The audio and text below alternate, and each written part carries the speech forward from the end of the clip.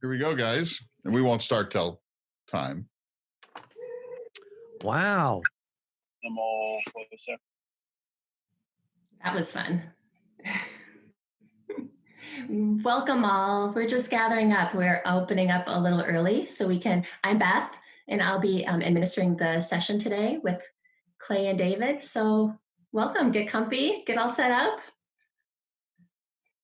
All right. Clay, you're muted. You can unmute Clay. Oh, sorry. I'm gonna unmute you too, David. Okay, everyone. Andy. It's Clay here. We're glad you're here.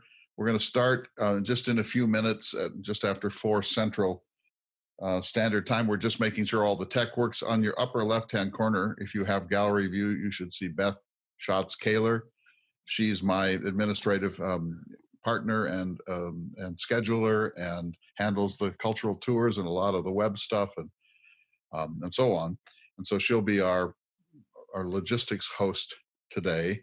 And we'll wait a few minutes before we explain what we're going to do in the ground rules. But the nice thing is I see a lot of you that I've never seen before, and that's really great.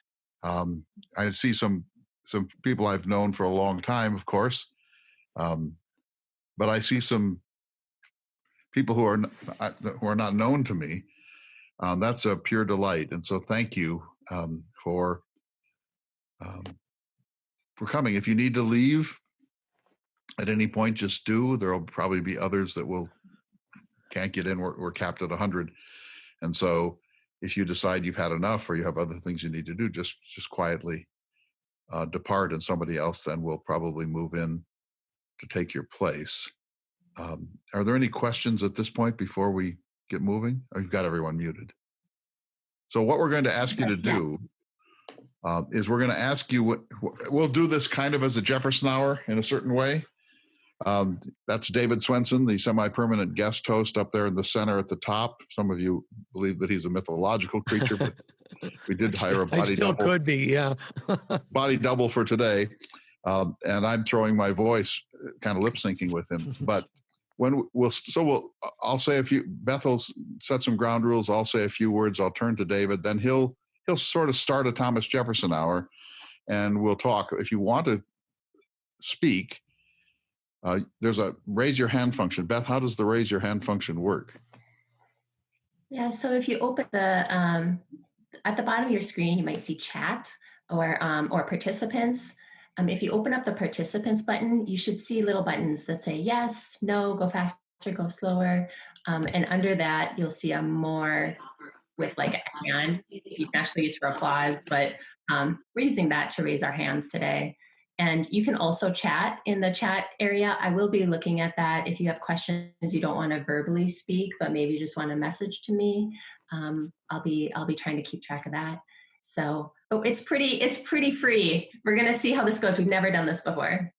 And let me just say a couple of other things. If you chat, you text your chat in, your question or your thought, and say, "Oh, please call on me," or whatever, whatever you do. Beth will be handling that. It's too crazy for me to read the chat, so she'll be saying, "Clay, Ted of Pennsylvania has just said that the election has just been called for Pennsylvania," or whatever someone might say. But Beth will be handling all of that, and David will be doing what David always does. Mm-hmm. If you participate, if you're here and you speak, you will be possibly featured on the Thomas Jefferson Hour next week. So if you don't want to be featured, if you don't want, people won't see you, but they'll know.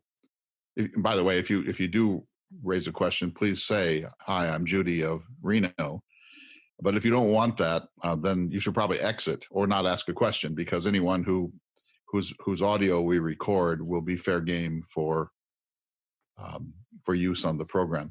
The other thing is, I'm very, very, very eager. We are to hear from you, hear what you're thinking.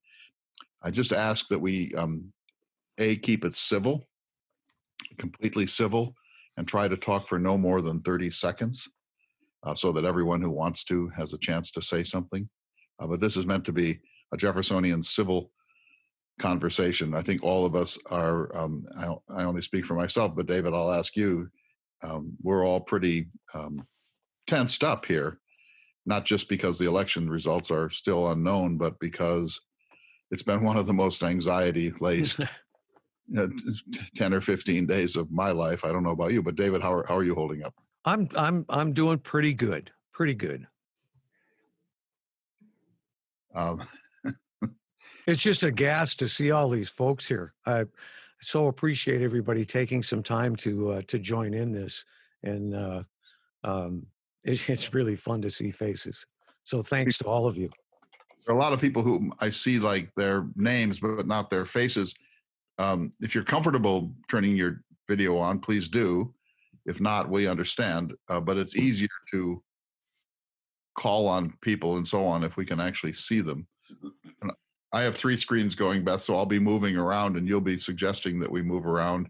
It's a little bit cumbersome, you know, you want a screen or several monitors that can handle all of it at once, but we'll make it work. We're at 3 minutes out. Are there any questions before we go forward? Just use the raise your hand feature and we'll find you.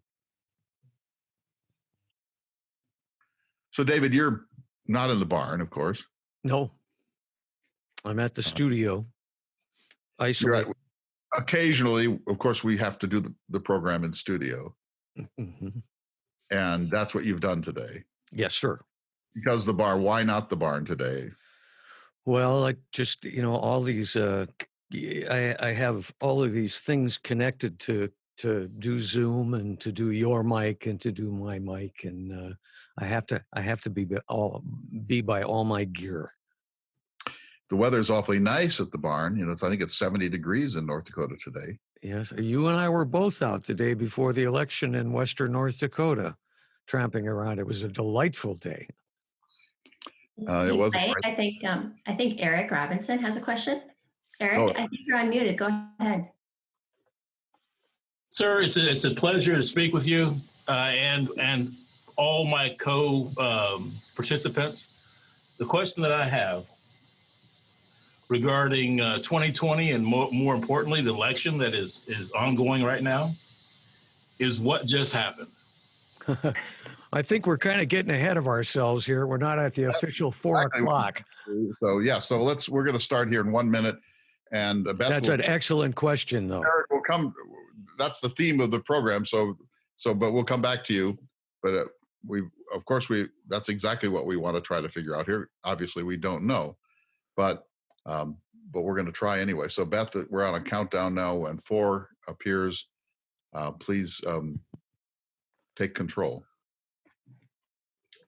Oh, well, no, I'm just admitting people, and reminder that if you do have a question, you can use the raise your hand feature. To find it, go to the bottom of your screen and click on participants, and you'll see a few options pop up, like yes, no, slower, faster, etc. And under there, you'll see hand feature or a thumbs up. You can use either. So I will look to Rick, and I think that's Janine. Did you have a comment or question, Rick?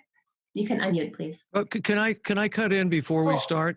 Of course, David. And just because we are officially starting again, as was mentioned before, our intention is to use this for a Thomas Jefferson Hour show. It won't be broadcast next week. It'll be broadcast the following week because of how things are scheduled. So participating in this means you're agreeing to be part of that show. If you have a problem with that, I just want to bring that up front. And so if you can state your name and either the town where you're from or the location of the country where you're from, that would be really helpful. I think we'll end up with some really interesting stuff. And the purpose of this, yes? Go ahead. The purpose of this 2-hour session is not necessarily the Jefferson Hour, although one will come out of it. The purposes are broader than that, which is really just to give people a chance to process this extraordinary moment in American life. If you don't mind, if you know how to do it, go up to your name thing and place your state in it. So you see mine is Clay Jenkinson, or Clay in North Dakota, David Swenson, North Dakota, Beth, admin, North Dakota. If you know how to do that, put your state in, because that will help us get a sense of the geographic dispersal. Go ahead, Beth. That you can hover over your own face, and there's 3 dots that appear in the corner. And if you click those 3 dots, you will see rename pop up, and you can rename yourself.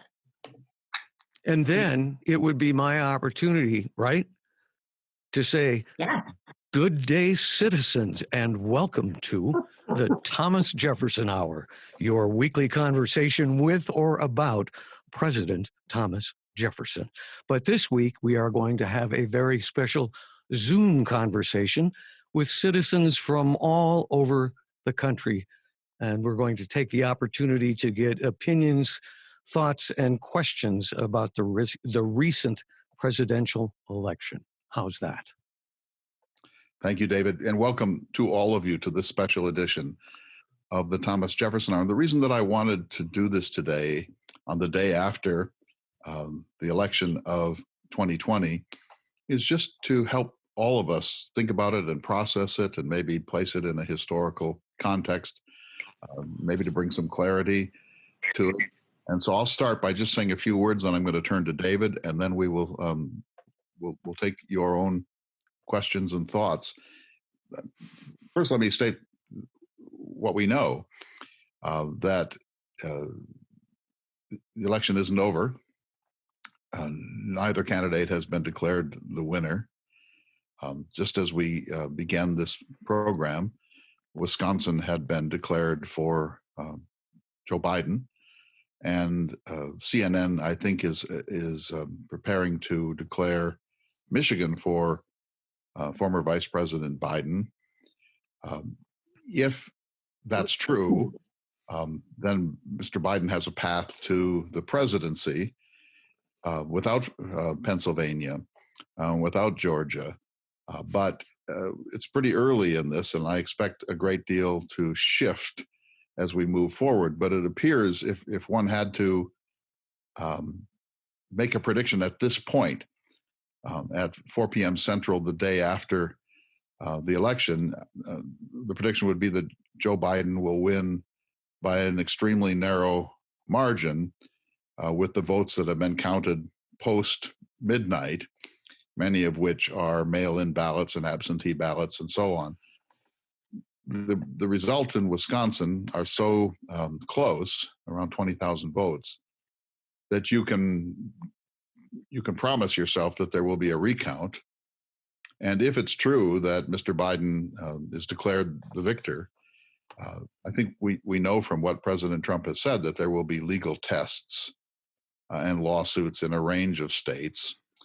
So I don't think that we've reached the end yet, but it does appear, which I would not have thought at midnight last night, that Joe Biden is going to narrowly win in the Electoral College. That's the first thing I wanted to say. The second thing is, I think we all have been surprised,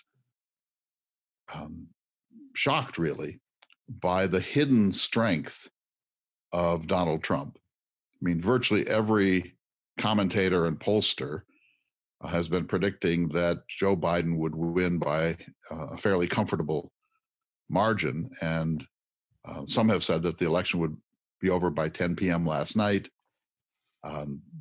that he was going to have a cushion, that one of the Sun Belt states or one of the southeastern states, maybe Florida, maybe North Carolina, maybe Georgia, would push him over the victory line. That didn't happen. And all of the pollsters, including Charles Cook, who's regarded as one of the nation's very best, are embarrassed that they missed the canvas of the people, that it was a much closer race than they thought.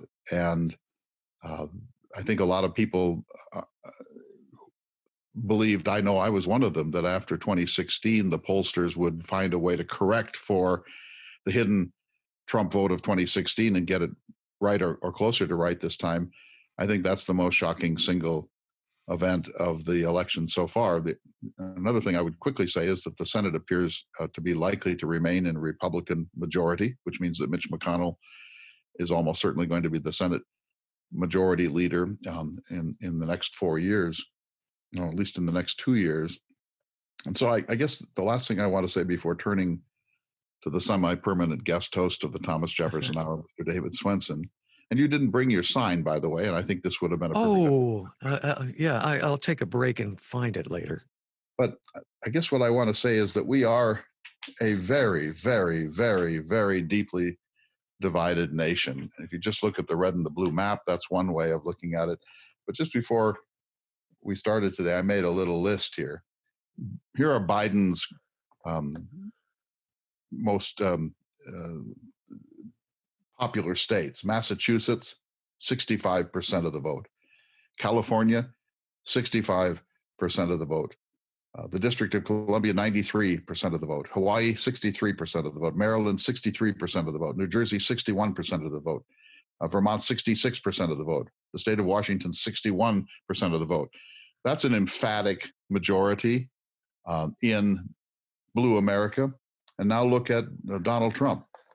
Wyoming, 70% of the vote. West Virginia, 68% of the vote. Utah, 58%. Tennessee, 60%. South Dakota, 64%. Oklahoma, 65%. Our own North Dakota, 65%. Montana, 56%. Mississippi, 59%. Kentucky, 62%. Indiana, 58%. Idaho, 63%. Arkansas, 62%. And Alabama, 62%. There are a few places like Colorado where Mr. Biden won by 55%, and a few places where Mr. Trump won by something over between 50 and 60. But the polarization of the country is maybe the most extraordinary result, takeaway of this election. And it reminds me of an interview I had the chance to do a couple of weeks ago with David French of Franklin, Tennessee, who's the author of a book called Divided We Fall. And his view is this polarization, this division of the country into essentially two sub-countries, the blue states, which are the coastal places, and some city states in between, like Chicago and Madison, Wisconsin, Boulder, Colorado, etc. That's blue America, and Houston. And then there's red America, which is the full, all of the Great Plains, all of the old Confederacy, a big portion of the Intermountain West. And so that's from a Jeffersonian point of view, David, that's a very, very alarming conclusion to come to. And it disheartens me greatly.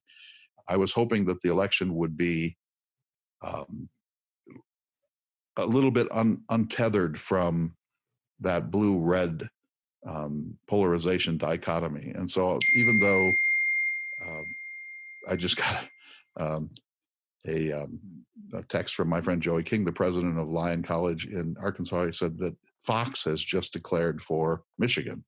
So that's amazing if it's Fox, because Fox is going to be the most cautious of all of the networks in that way. So David, that's what I'm thinking as a preliminary statement from a long night. What are you thinking? My first thought is I'm going to be brief because I'm looking at all these faces, and it's just great to see all of these listeners to the Jefferson Hour. And I want to hear from them. I want to give them a chance to make comments. But there is one thing, divided as we are, that I think we can all agree on, regardless of whom we voted for.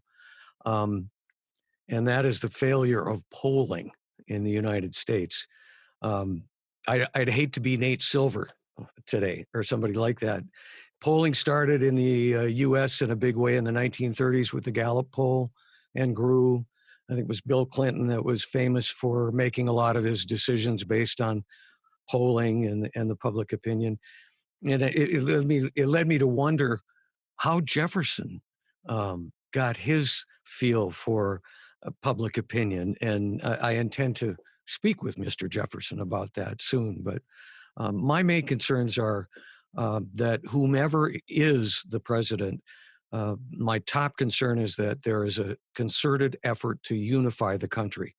That may sound impossible and even naive to ask for, but any motion towards that is a really good thing. And then I'm also, like most citizens, real worried about climate and race relations and the United States' place in the world, and of course, COVID. So with that, I'd really like to hear from listeners. So use your raise your hand function so Beth can find you. And again, please no crazy talk. And please use 30 seconds A and little bit, not maybe. much more to make your point or ask your question. Beth, where do we start? Thanks. I will go to Rick and Janine. Again, feel free to unmute and tell us what you're thinking, or if you have a question. Hi, thanks. This is Janine. I'm from Ashland, Oregon. And I just heard a few minutes ago about a candidate in North Dakota who was elected to office, although he had actually died of COVID last month. And I didn't know if you knew anything about that, what your take might be on it, but it seems to me one more example that emphasizes the magnitude of the divide you have been referencing. Yeah, I'll just quickly answer that. This wouldn't be the first time in American history that a deceased person is elected to a position in the state or in the nation. Although it's an embarrassment, it does happen. And one of the problems is that when someone dies, it's very difficult to get their names off the ballot. At a certain point, the ballot is sort of established, and polling somebody in a scandal or in a health issue or in a death is quite difficult. I do think that North Dakota is certainly one of the most polarized states. Donald Trump won by 65%. You know, that you're bordering on unanimity there. This is not a two-party state at this point. And there is I guess one of the things I want to say, and I'm with David, I want to keep moving, but I think one of the takeaways from this is it is never a good idea to underestimate Donald Trump and the Trump supporters. I mean, I think if you look at it this way, virtually the entire American establishment opposed Donald Trump's reelection, sometimes in the most alarmist and apocalyptic terms. Former key Republican commentators, virtually the entire sort of political theorist class, people of both parties and all political outlooks, are almost unanimous in believing that Donald Trump must not be reelected. I mean, he has a right to say that it was really stacked on against him. I think there are reasons for that, but he was opposed by what he likes to call the deep state, what I would call the American political establishment and the university heads and foundation heads and the pundit class, and he either won or very nearly won. And so I think that is a monument to Trump's enormous appeal to tens of millions of Americans. I mean, I've never seen in my lifetime so great a unanimity amongst the establishment classes to despise and disparage a single candidate. And yet he shocked everyone by either winning or coming very close to victory last night. And so the polarization is deepening, I think, in many respects. 2 weeks ago, I thought we maybe were moving towards a more sort of a healing reconciliation moment. I don't think we're there yet. Beth, let's move on. Look to Mace in Sonoma, California. You feel free to unmute. There you are. Thanks. Great to join everybody today. You know, I think what hasn't been brought up, if you look at the Civil War, while clearly the issue that drove the Civil War was slavery, the underlying issue was actually a complete shift in culture from an age of agriculture to an age of industrialization that just tore our country apart. Today, I think the entire industrialized world is going through a shift even larger, which is, of course, from industrialization to a digital and flat earth economy world. And a lot of people, I think, are absolutely terrified of their futures. And I think that, to me, that's the one thing that explains to me the attraction that Donald Trump holds with a lot of voters. I think that's a superb insight, Mace.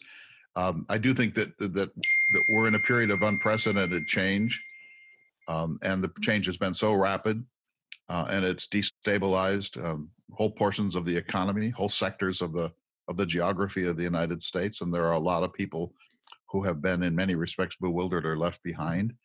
And I think that fear is an enormous factor here. And I do believe, whether you like him or not, that Donald Trump knows how to play on fear and make it work for him. And certainly it either paid off or nearly did so last night. I think that these deep systemic changes in American economy and American culture, if you think of for same-sex marriage, for example, 15 years ago, Barack Obama said he wasn't ready for it. Then he had a kind of a conversion experience. I think, and that's just one tiny little, not tiny, one example of the changes that have come very quickly in our lives. And I think that millions of Americans are honestly bewildered and frightened, and they feel that whatever their idea of America was is slipping away from them or maybe being taken away from them. And I think that makes them susceptible to someone who comes along and says, I share this and I'll fix it. I'll do something about it. So I think that was a terrific point. And David, jump in at all times, of course. Let's keep moving. I'll look to Corey in Colorado. Corey, could you unmute, please? Hi. Yes, indeed. I'm in the interesting state of Colorado, and I appreciate the opportunity to be here. I want to make just an observation that I had yesterday. I'm a physician, and I was on a house call. Bizarre, but I do those things.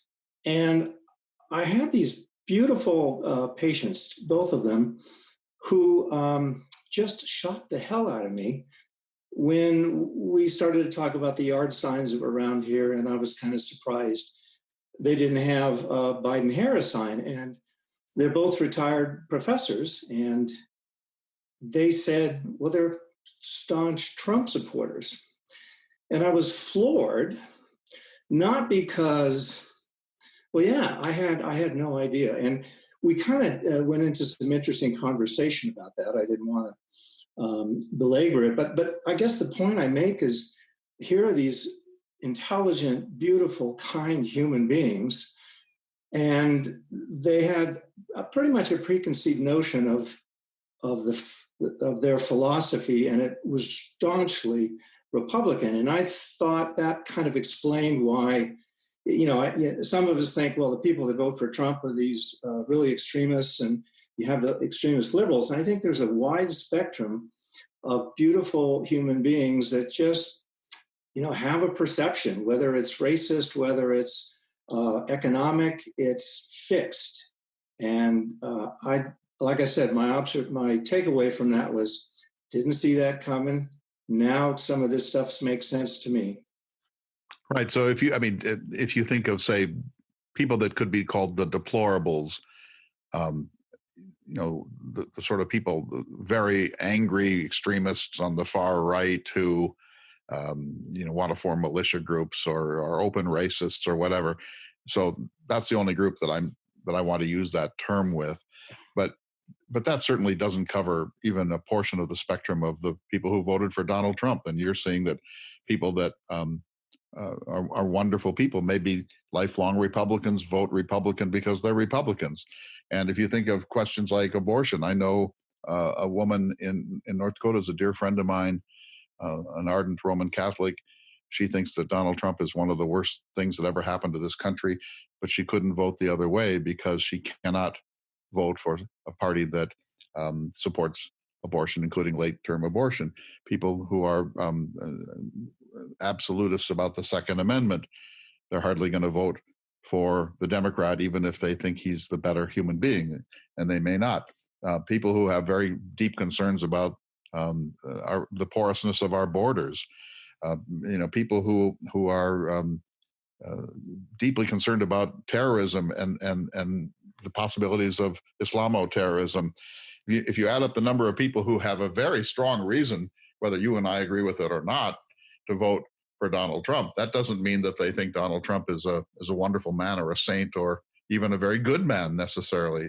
People vote for lots and lots of different reasons. And one of the mistakes the left has made, I think, is to characterize all of them as essentially deplorable. I think the right has made the same mistake when looking at the left.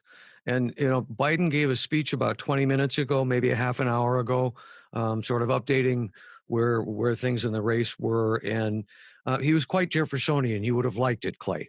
He started in the past and talked about, with humility, about the office, and then moved towards the future.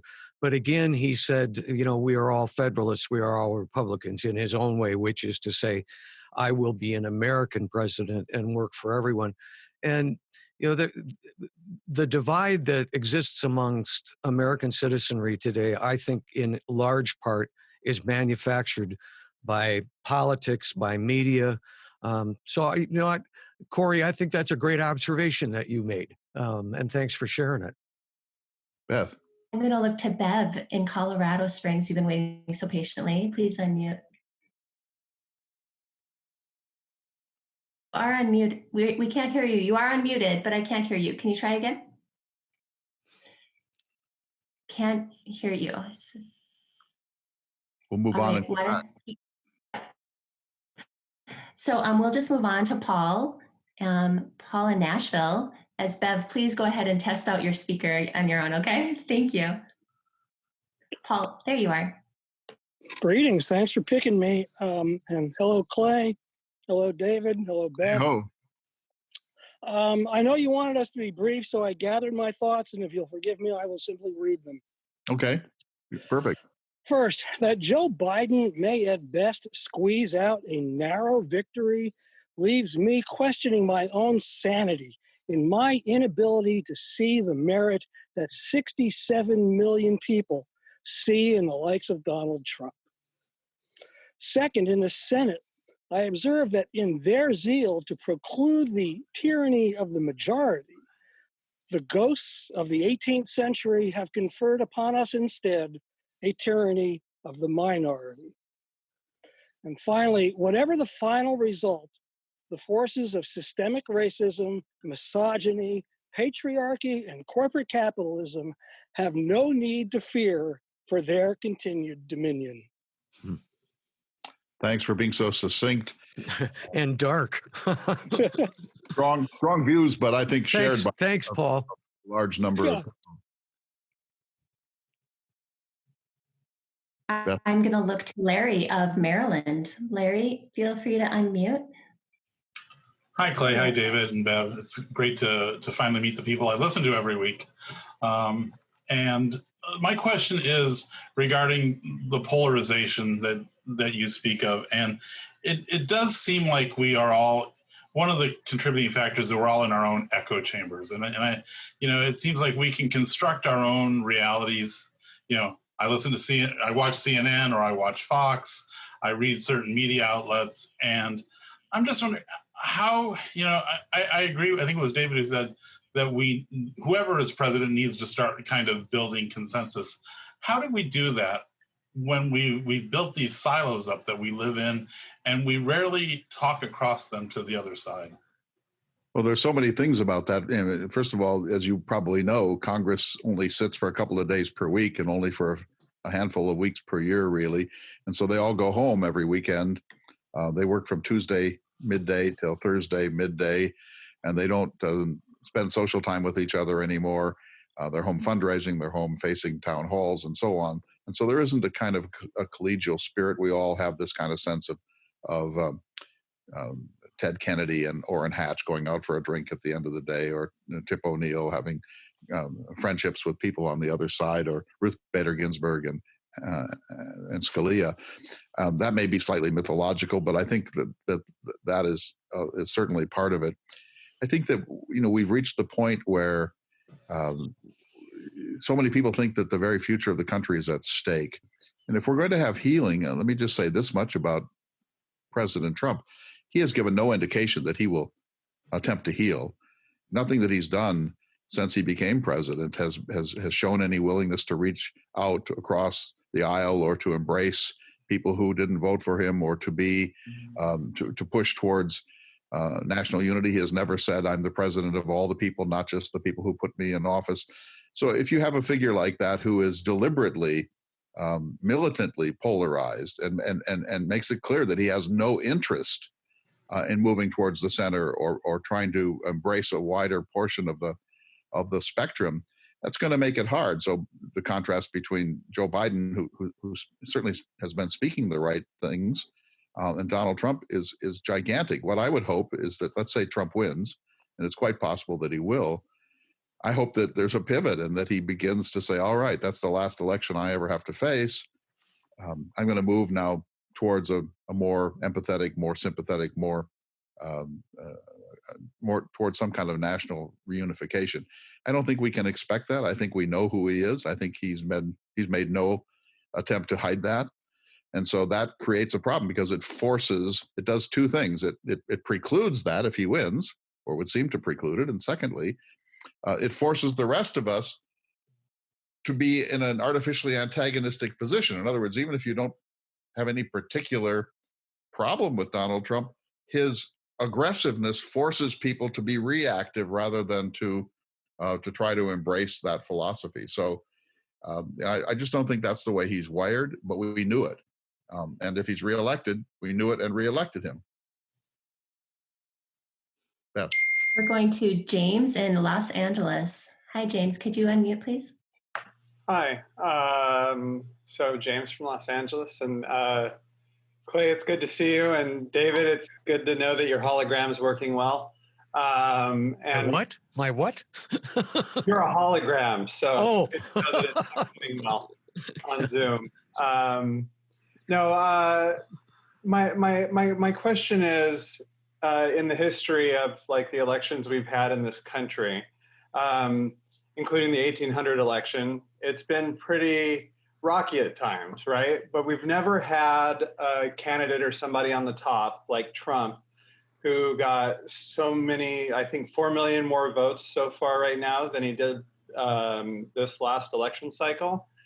And right now he just tweeted he's declaring victory in Michigan against the news outlets and stuff like that. And can our institutions and everything else survive this MAGA movement, right? Like the movement behind him. That's just where I'm very concerned, if that makes sense. It does make sense. And I want to ask, is there anyone here who is a Trump supporter who wants to make the case for, and it sounds like I'm setting you up, I don't mean to be, but who wants to defend that? Trump saying last night that he had won when he hadn't. Trump saying today that he's got Michigan when he doesn't. Trump saying that he will sue everybody and he will take this to the Supreme Court and so on. Is there anyone who feels that the system is rigged and therefore he has no choice? Or I just want to hear from, I don't want this to be monolithic. Is there someone who wants to defend this? I would like to respond to James. I think that to me is, you've hit on a major concern, and that's how we are dismantling all of the institutions, or we have been dismantling all of these institutions which have preserved our democracy. That is a really big concern. That in itself is enough to wonder why someone would vote for Trump, if you're thinking about it in those broader terms. I think there's 67 million people who voted for Donald Trump, and as a Jeffersonian, that's why we're doing this. I have to say that matters. That's tens of millions of people who we can't assume that they're morons, that they're idiots, that they're haters, that they're slime or deplorable. There's 67 million people who had the choice. It's not as if they don't know what the choice is, and they chose him. So they must have reasons that are adequate to their own sense of themselves for doing this. And so it's really important that be respected. That doesn't mean that we can't deplore some of the antics, but that's a huge number of people, and it has to mean something, and it has to mean something more than that they're somewhere out with their AR-15s in battle fatigues planning to shoot the post office tomorrow. There has to be some understanding of other reasons why he has the support that he has. For example, I think that there is an enormous amount of COVID fatigue And I think that many, many, many millions of people felt if the Democrats come to power, they may lock down the country, that there may be draconian measures, that they'll be trampling upon individual liberty, and that I'm not comfortable with that. And I would rather take the risk of the economy reopening and face whatever that means and hope for the vaccine than to put my trust in the Democrats when they may turn out to be pretty high-handed about the way they handle this, and it may destroy my small business, or it may make my town wither up and go away. And so I just feel like Jefferson would say, whatever our response is, those 67 million people are a force, and they're a force worth respecting and trying to understand, and they can't all be deplorable. And so this is something bigger than this. Can I respond to that quickly? We're talking about the great divide between the left and the right, and both sides are responsible and equal in my judgment. But you have often taught me, sir, on this program, Jefferson's feeling about a majority and his respect for the majority. So in that spirit, I would point out that Joe Biden, according to what he just said, is going to have the largest amount of votes for a president ever in the history of the country. And this is only the fourth time that an incumbent president has been defeated. We're good people. We're all Americans, but we need a path to get where everybody is talking about. And as you just stated, we're not going to get that path from our current president. He apparently has no interest in that. So hopefully whoever the next president is will give us some sort of a pathway towards that. I think people want that. I think we're all tired of this divisiveness. Winning is not as important anymore as some sense of unity. Anyway, I'd like to think that. Well, I'm going to be teaching an online course on the U.S. Constitution here shortly, and one of the things that I wanted to talk about is the future of the Electoral College. As you all know, Jefferson was a victim of the Electoral College in the election of 1800. It took 36 ballots in the House of Representatives for him finally to win in between February 11th and February 17th, 1801. And so with Mrs. Clinton, the differential between the victory by Donald Trump in the Electoral College and the popular vote was 2.7 million votes. This time it's going to presumably be quite a bit larger than that. And so I think that at some point and soon we're going to have to face this problem that there cannot be a wide gap between the Electoral College and the popular vote, or it creates a structural legitimacy problem. And so Mrs. Clinton won by 2.7 million popular votes. Let's just say that Mr. Biden loses in the Electoral College, but he wins by 6 or 7 million electoral votes. At some point, that becomes unsupportable. And so changing the Constitution is almost impossible. There have only been 27 amendments. It's virtually impossible to get that kind of near unanimity in the country. But the Electoral College was designed as an anti-democratic, and small d, anti-democratic measure by the Founding Fathers. And it is now becoming a very significant issue. When I was growing up, the Electoral College was an affirmer of the victor.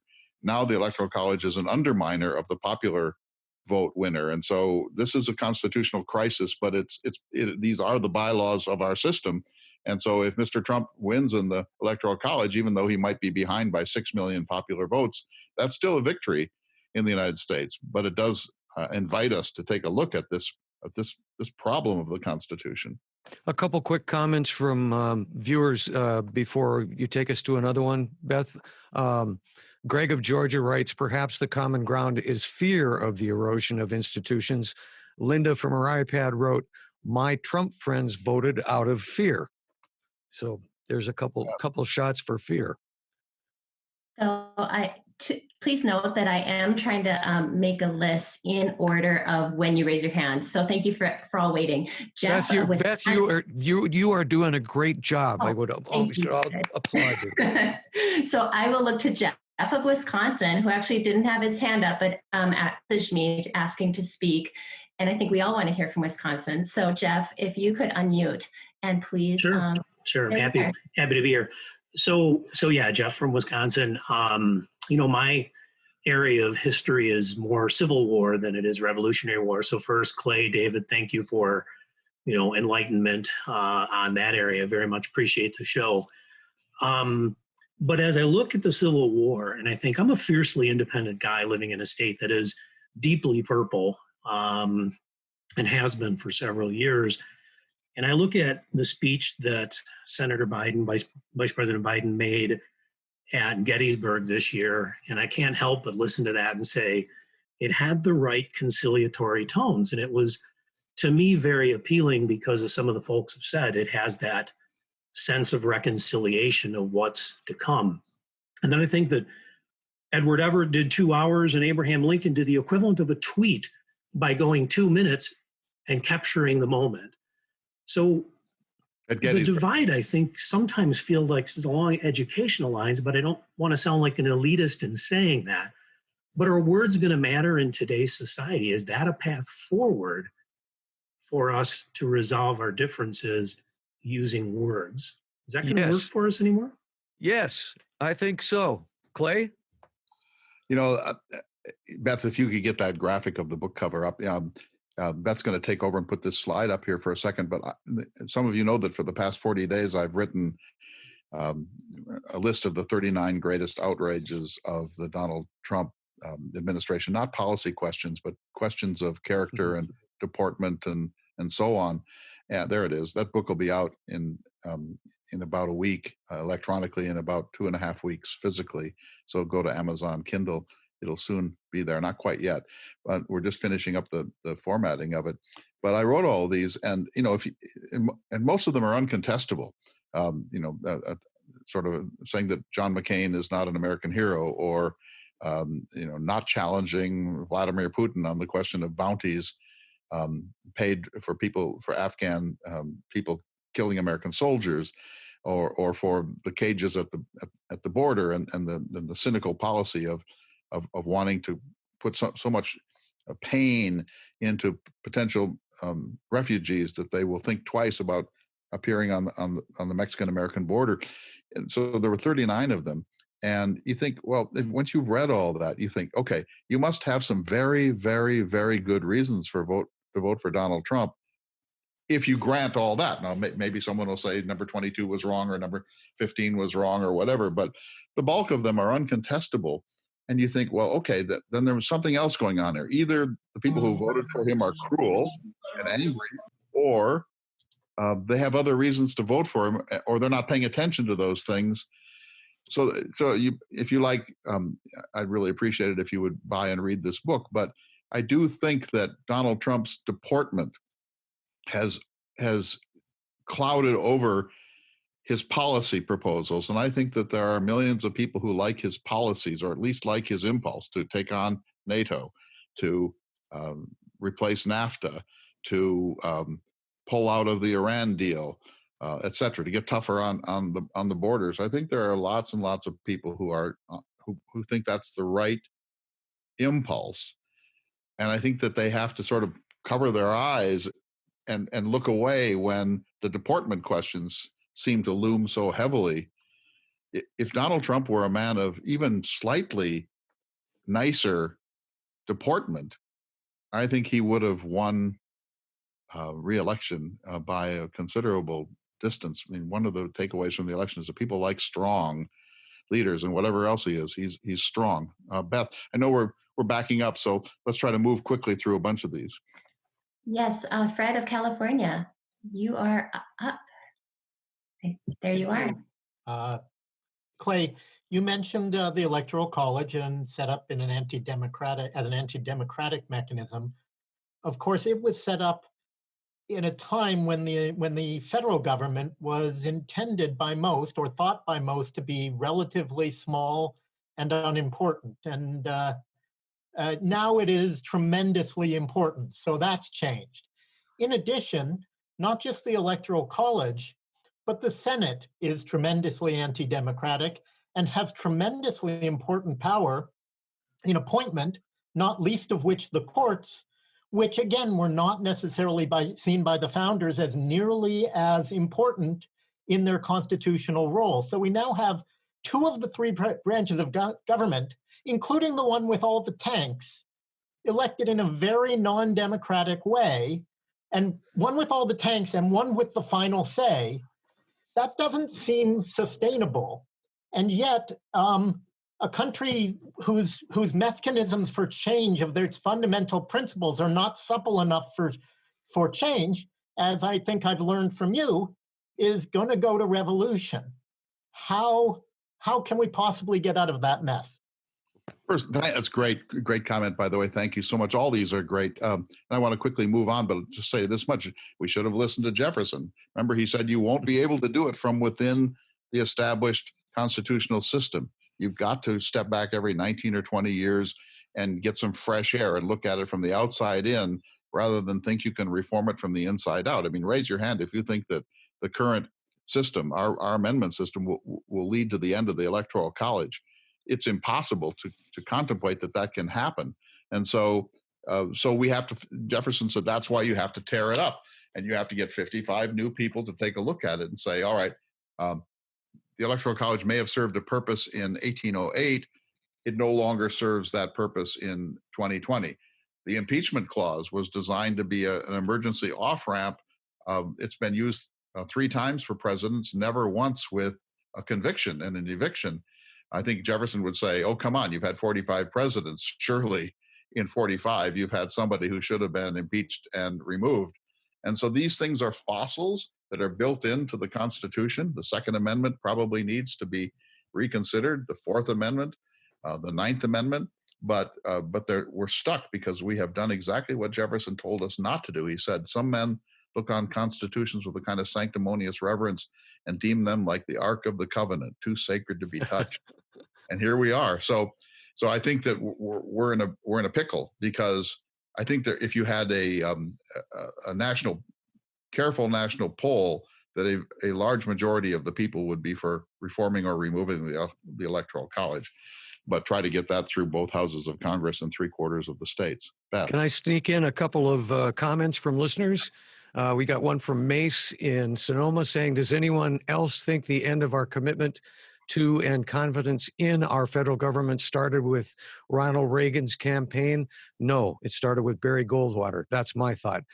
Paul Fisher in Virginia, while there's almost no chance of a constitutional amendment to abolish the Electoral College, many states have signed on to agree to award their electors to whomever the vote goes to. And you and Joe Ellis and I, Clay, had a discussion about that just recently. And by the way, I spoke to Joe today. He's doing all right and looks forward to coming back on the show soon. And then one more, and I've lost it now in the shuffle. So don't worry. Just let me say to that I know those states are moving towards the idea of locking their electoral votes to the popular tally. That may wind up being struck down as unconstitutional by the courts, because the founding fathers, I've been working on this course that I'm going to be teaching, and so reading histories of the founders, it's amazing how anti-democratic they were. They feared that democracy was mobocracy. They didn't trust the people. They wanted to have as many checks on the people as possible so that there wouldn't be some sort of a tyranny of the populace or a tyranny of the majority. So they did a pretty good job of embedding and deeply rooting some of these, what we now regard as anti-democratic principles into the Constitution itself. Susan H. from Virginia, and this is good to note this. I was pleased that the federal, state, and local governments were able to reduce the possibility of election cyber attacks in the last 4 years. And I thought that was notable too. You know, there was so much concern that there was going to be violent protests and that there was going to be foreign interference. And exit polls, most people said, no, they're going to count the vote and it's going to be fair. I mean, it was like 80-90% of voters that were polled on that question. And as far as I know, there was no real outbreaks of violence or protests. It was pretty smooth, all things considered. I'd say give it time here. Beth. I have a typed question from Carl Schottler of California. Do you think the polls over the past month calling for a Biden win actually helped Trump by causing people to come out and vote for him? I do. I've just written about this for this book, and I believe that that the anger, the apocalyptic language, the sense that Trump is a monster, that Trump is the worst thing that ever happened to the country, that we must do it now or never, that kind of language, I think, was fuel to the Trump supporters, and I think that it swelled the number of people who made a special effort to go out and vote for him. I think we had 67% participation in the vote. It may go up over 70. That's a gigantic percentage in America, where it usually hovers in the early 50% area. I do think that he's right, that the anti-Trump righteousness, whether it's sane righteousness or crazy righteousness, actually had the equal and opposite reaction of increasing the zeal of Trump supporters. I'll go to Chrysler in Tennessee. Thank you for waiting. Chrysler. Chrysler. This is the famous Chrysler. If you're Jefferson. All right. Hello, guys. Can y'all hear me? Who had one hit, and now he's a gazillionaire. Where are you, Chrysler? Can you hear me? I can. Good. Yeah, things turned out a little differently than when we were texting yesterday. It was fun. I have no explanation about the Trump supporter and the huge wave. I think it'll be an interesting post-mortem. But I have to say it's hard not to be encouraged by the turnout, because, people engaging civically, and voting is much better than them running people off the road and, doing violence, and hopefully they will feel heard. And it's a good thing. The turnout is amazing and good. And I do think Biden will squeak it out and be president, of course, with a split Congress. However, and people say nothing's going to get done. And they may be right. It may be 2012, Obama's second term all over again. But at least the erosion of constitutional and institutional norms will cease, I think, especially from the executive. Now, Biden may be frustrated into expanding some executive power, but at least it's not a willful erosion of other kind of institutional and even decorum norms that we've come used to the last 4 years. And then also, I kind of believe in the LBJ effect. Biden is a long-term senator. He has lots of long-term relationships in the Senate. And when a long-time sitting senator is president, they tend to get more done than people think they can, because they know how it works. They know how to compromise. They know how to make deals. And let's face it, as much as people hate Mitch McConnell and hate some of those Republican leaders, Joe Biden has a relationship with some of those people. Obviously it didn't go well with him being vice president with Obama, but that was Obama, that wasn't him. So I have a little bit of hope that what I call the LBJ effect will bode well for us in terms of maybe moving some things forward. Thanks, Brad. We'll keep moving because the list is long here, Beth. I just got a note that Joe Biden's at 264. So he's at the moment 6 electoral votes shy of winning the election. So Nevada. Hey, Chrysler, great to hear from you. I got to say, hey, thanks for calling in, man. Beth. We'll go to Robert McPhail, Washington. Feel free to unmute, Robert. All righty. Thanks, Beth. Can you hear me okay? Yes, you're coming in. Okay, great. Thank you. Good to see everyone. Just some thoughts on why Trump has the support that he does. I like to listen to different news broadcasts, and I listen to Fox. I listen to right-wing radio. And I was listening to Mark Levine, I think is how you pronounce his last name, on Fox the other day.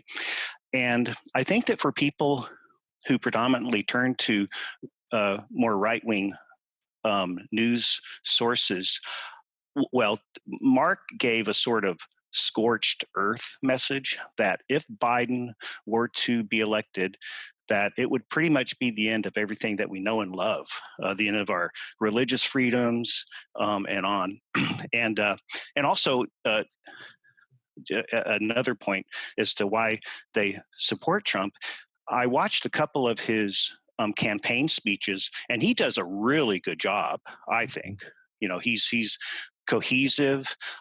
He talks in a very personable way to people, and it may not be real strong on facts, but if you don't fact check, it's very compelling.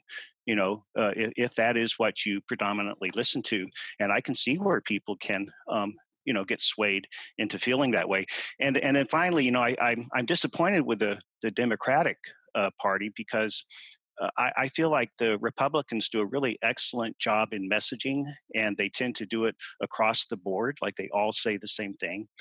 And I think, and they keep it simple. And I don't think the Democrats do that very well. And I think we the Democrats pay for that. So as long as the things like Mark Levine was doing on mainstream media is allowed to continue, also, just a final thought, I think we have a real struggle to stop that kind of influence that's not really necessarily truthful. Anyway, that just wanted to share those thoughts. Thank you. Thank you, Robert. Beth. Bill of Virginia, thank you for waiting. Go ahead.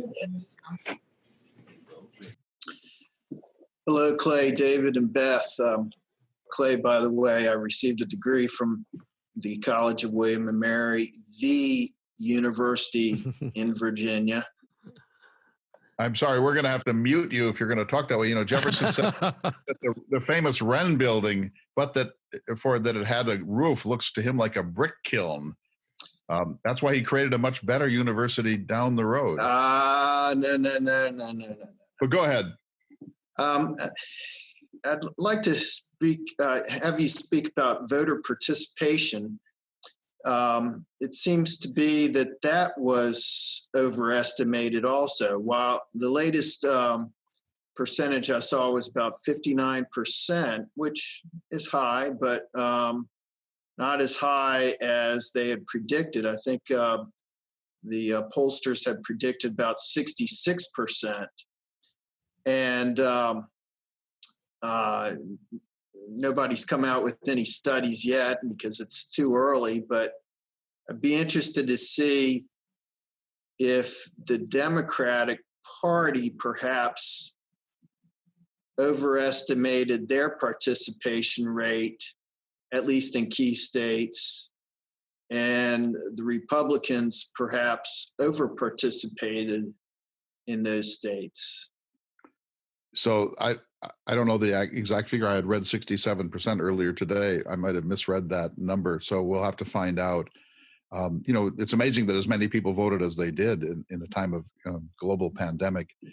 But I think that the Democrats, I sound like I'm being anti-democratic. I don't mean to be. I'm just trying to make sure that we're balanced here. And I always try as a humanities scholar to project my imagination into the other points of view instead of the most dominant one. And I think that there was a sense among the Democrats and the American establishment that what happened in 2016 was some sort of a terrible fluke, and now all we have to do is turn out. If we just turn out, we'll throw this rascal out and get back to regular order in the United States. And I think that what happened last night was a profound refutation of that notion. I think people like to believe that Donald Trump is some sort of an anomaly, but he's not an anomaly. Try to get 67 million votes for anything in any society on earth. So whatever is the case, and I just want to read something as we go on. We still have plenty of time. I hope you'll all hang in there. I read this in the New York Times the other day, and I thought that it was very interesting. So Donald Trump, in my opinion, is the most outsized, larger than life political figure of my lifetime. And that includes some pretty amazing figures like Ronald Reagan and LBJ and Bill Clinton. But Donald Trump has kind of sucked the oxygen out of American civic life. And then I read this piece by Farhad Manjoo in the New York Times. I'll just read you a couple paragraphs. Um, his pull grows stronger with each turn of a relentless feedback loop. The more we look, the more he turns us off. The more he turns us off, the more we look. By the time of his inauguration, Trump was already one of the most covered, most discussed, most famous living human beings of all times. That was only the beginning. Each day since, he has come to dominate more of our lives. Now you hear him anywhere, everywhere, at any time. He's there on every screen and status update, in every conversation, dream, and nightmare. As subtext, he lurks within the arts, in sports, in the weather reports, in houses of worship.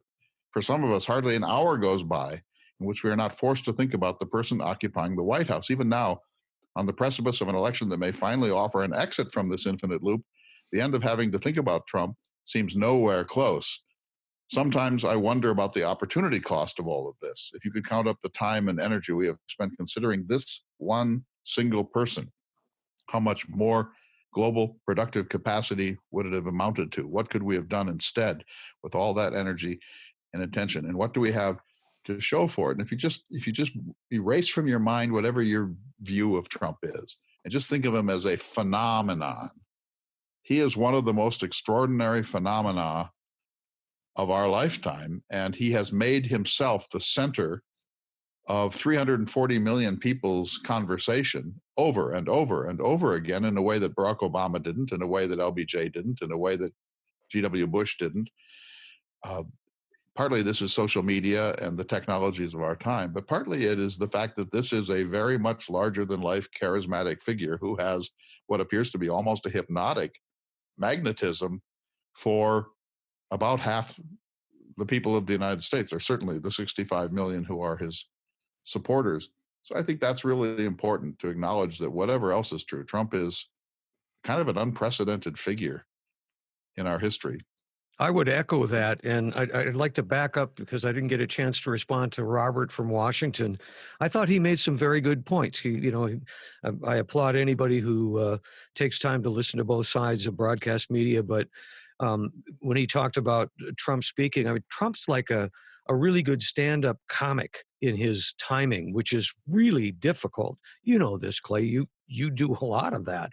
I thought you were going to make another attack on my comedy album. I could. Yeah, but go ahead. Anyway, no, I think he's right. Trump is a really good public speaker for the audience that he has.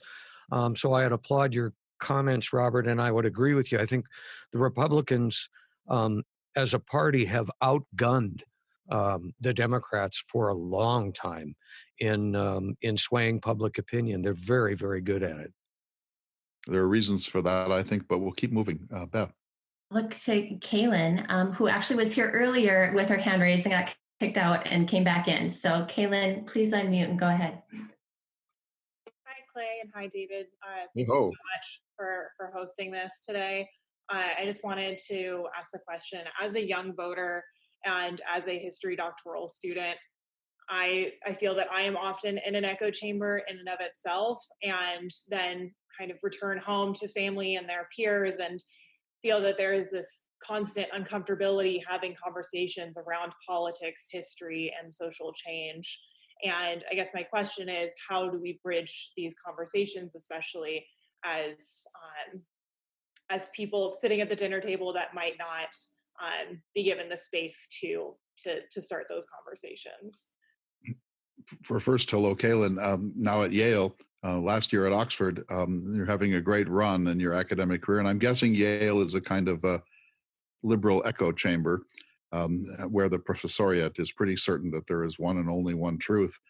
I think Jefferson's the answer to this, Kaylin, and I'd be eager for David to speak to it. But remember that famous letter he wrote to his grandson saying, when you meet with somebody who has another political view, don't confront them, don't get into a dispute with them. Nothing good ever comes of that, and it sometimes leads to a duel.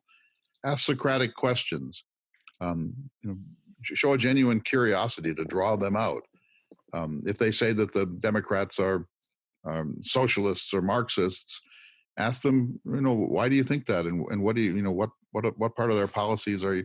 So you can use a Socratic method to gently tease out other people's views, and two things happen from that, and Jefferson was onto it. Number one, people want to be heard more than anything else. They just want to be heard, and they feel that they're not. And I think Trump's success is his his vow that he would hear them. Whether he has heard them is another question, I think.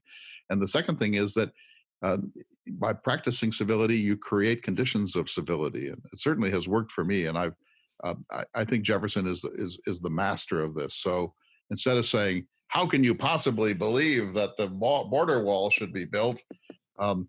Everyone knows that. Instead say, "Well, so if the wall's built, what do you think happens? And do you think Mexico can pay for it? And if so, how?" And if you just generously, respectfully ask people questions, they either will back themselves into a corner or they will say something you can say, "Yeah, I kind of see your point. I don't agree with it." So I think that really does work. It's certainly worked for us at the Jefferson Hour. But David, go ahead.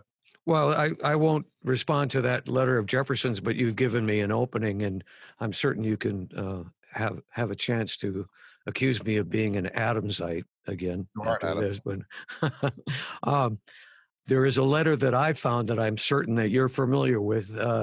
John Adams to John Taylor, 17 December 1814. He writes, "I do not say that democracy has been more pernicious on the whole and in the long run than monarchy or aristocracy. Democracy has never been and never can be so durable as aristocracy or monarchy. But while it lasts, it is more bloody than either. When will mankind listen to reason, to nature, or to revelation? Remember, democracy never lasts long. It soon wastes, exhausts, and murders itself.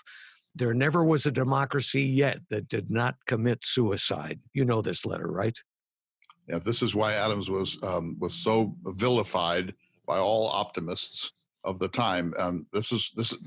These kind of pronouncements, even if they're insightful and true, made him a despised and marginal figure, which he sort of liked.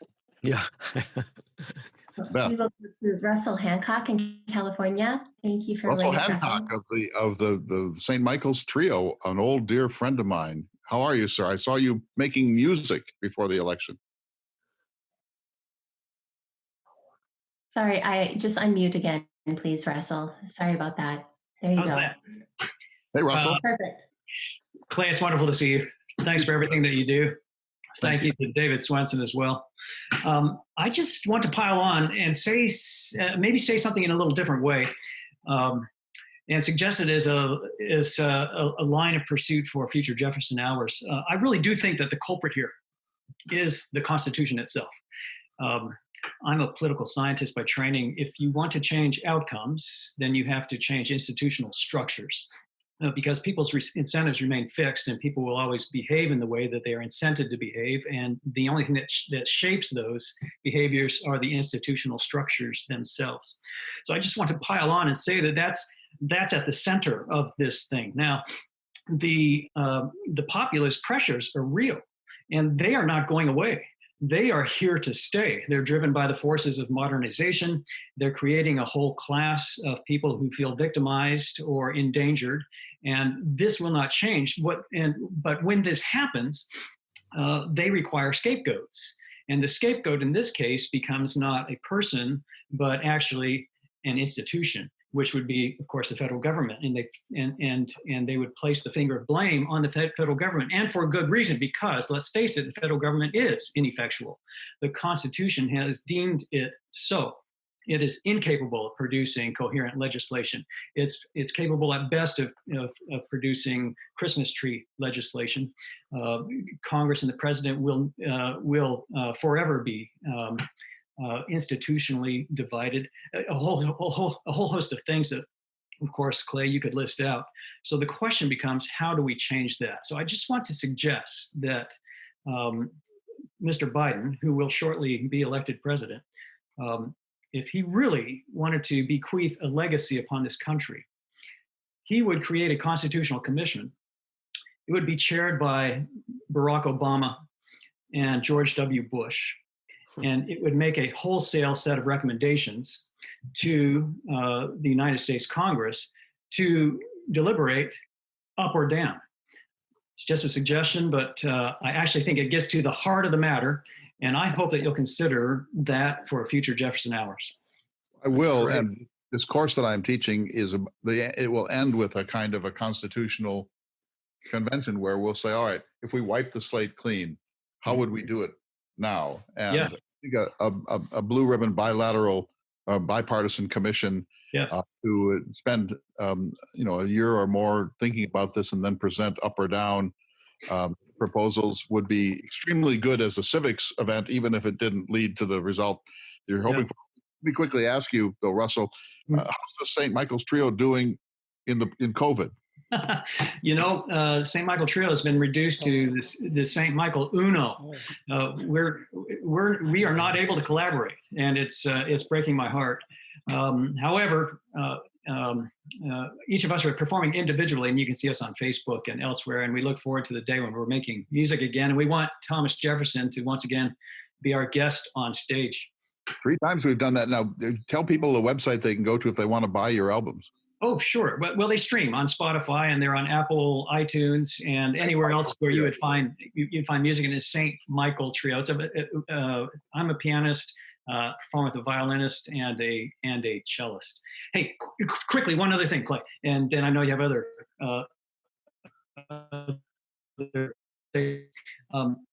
There is a person that I would like to help arrange to be a guest on your show, Thomas Jefferson Hour. His name is Terry Moe. He's a professor at Stanford, and he has written a very important book for Jefferson Hour listeners, which gets, again, to the heart of this. And it is called Populism, Presidents, and the Future of American Democracy. Okay, and how do you spell his last name? M-O-E. And I will personally broker your conversation so that he can come on to your show and talk about this very important book that gets to the heart of these issues. That's a suggestion on the Constitutional Convention, Russell. Yeah. Thanks a lot. And I'm looking at your books trying to figure out what's back there, but we don't have time to go through all of them. This shelf would be my Clay Jenkinson shelf. That would be the collected works of Clay Jenkinson. And then these, I kid you, these are all Thomas Jefferson. These are all the books that you've recommended on Thomas Jefferson. I should show you my Thomas Jefferson bust. It's over here. You can see that. Wow. Just in case you think you don't have influence on people, you certainly have influence on me. Well, next time we'll see your Beethoven room and your Mozart room. This is great. Thank you, Russell Hancock. Beth. We'll go to Inga in Colorado. Inga, yes, in the upper right. Unmute, yes. Hi, Inga. Hi. This might be some sort of conspiracy theory, but a lot of Democrats I know are wondering if Trump loses, if he would refuse to concede or even refuse to leave the White House. And if that were to happen, what then? Nobody knows. I mean, clearly he has said that he's going to contest the election, that he believes he can only lose if it's rigged, that he's going to flood the states with lawsuits and teams of lawyers, that he will take this. I think he thinks he can make it originally go to the Supreme Court. I don't think he really understands how that works. And he may bluster and say he's not going to leave office. He may call the militias into action. I don't think at this point we can rule anything absolutely out, but here's my actual view. And I think he'll bluster and he will go relatively quietly in the end if he loses.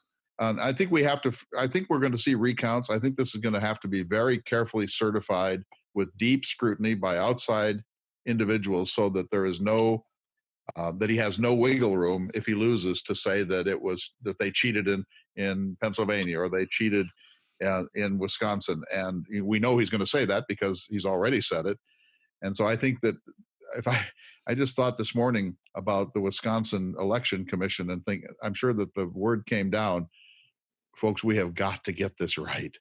This has got to be right, because imagine if 10 days from now, we discovered that Trump actually won by 17,000 votes instead of lost by 20,000. It would confirm the paranoid conspiracy view of things for a very long time. And so I'm assuming that there has been enormous rigor in this. And I hope that if there will be a recount, I hope it comes out, it won't be identical, but I hope it comes out equal to the victory by Mr. Biden or even better for him.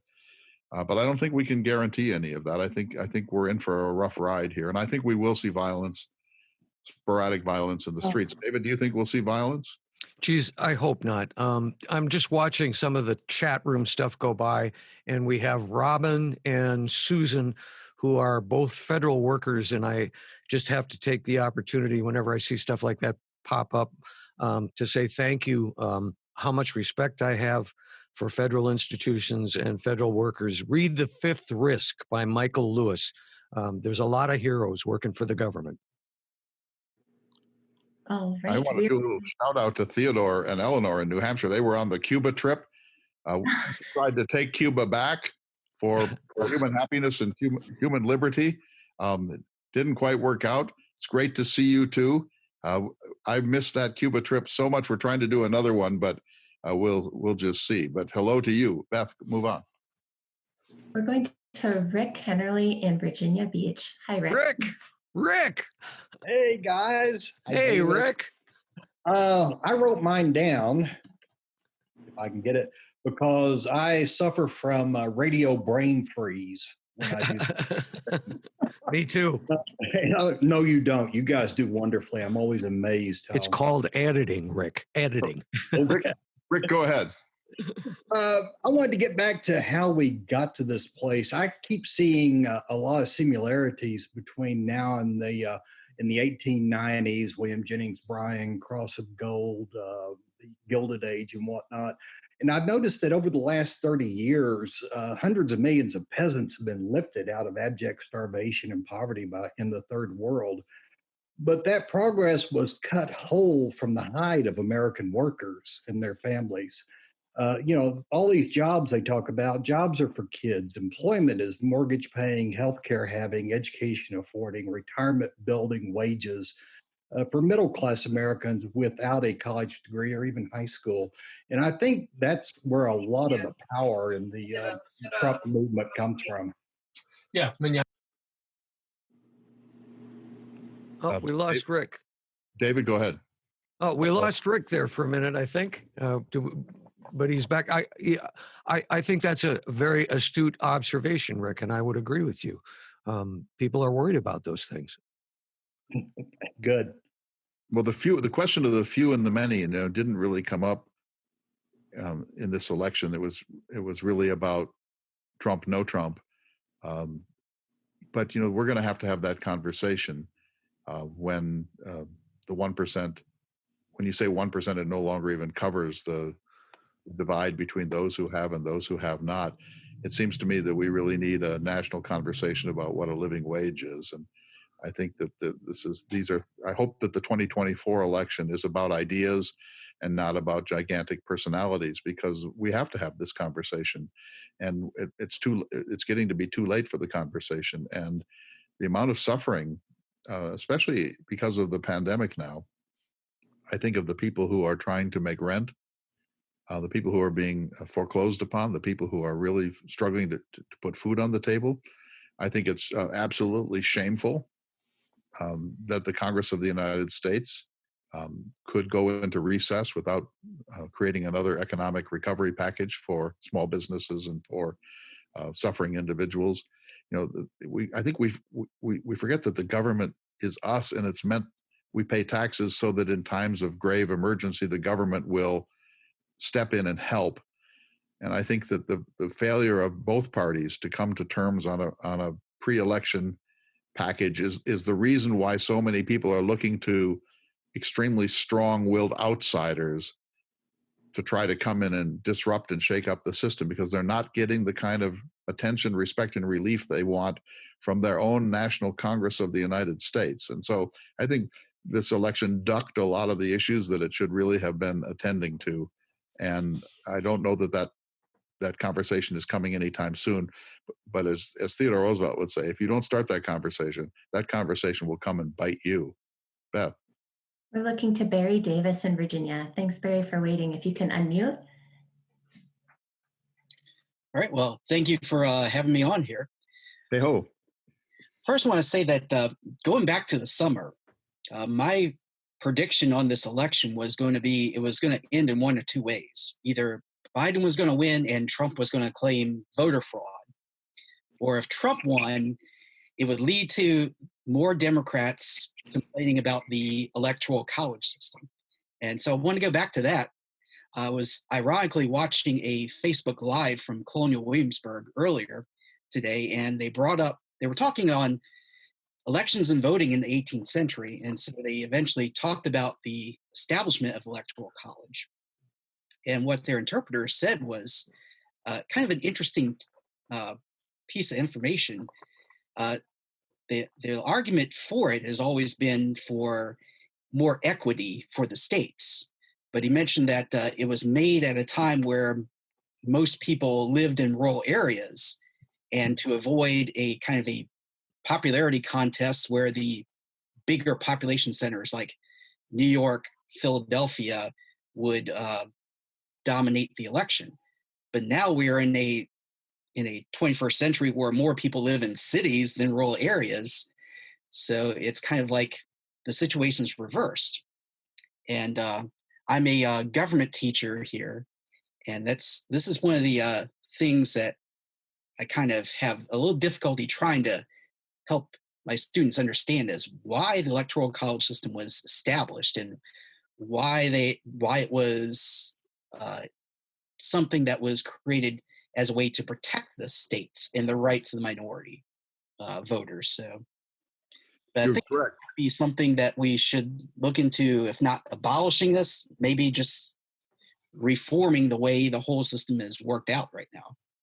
And the electoral college is not necessarily the worst of it. You know, I'm a North Dakotan and a proud one. We have 750,000 people and 2 United States senators. California has 45 million people and 2 United States senators. That can't be okay.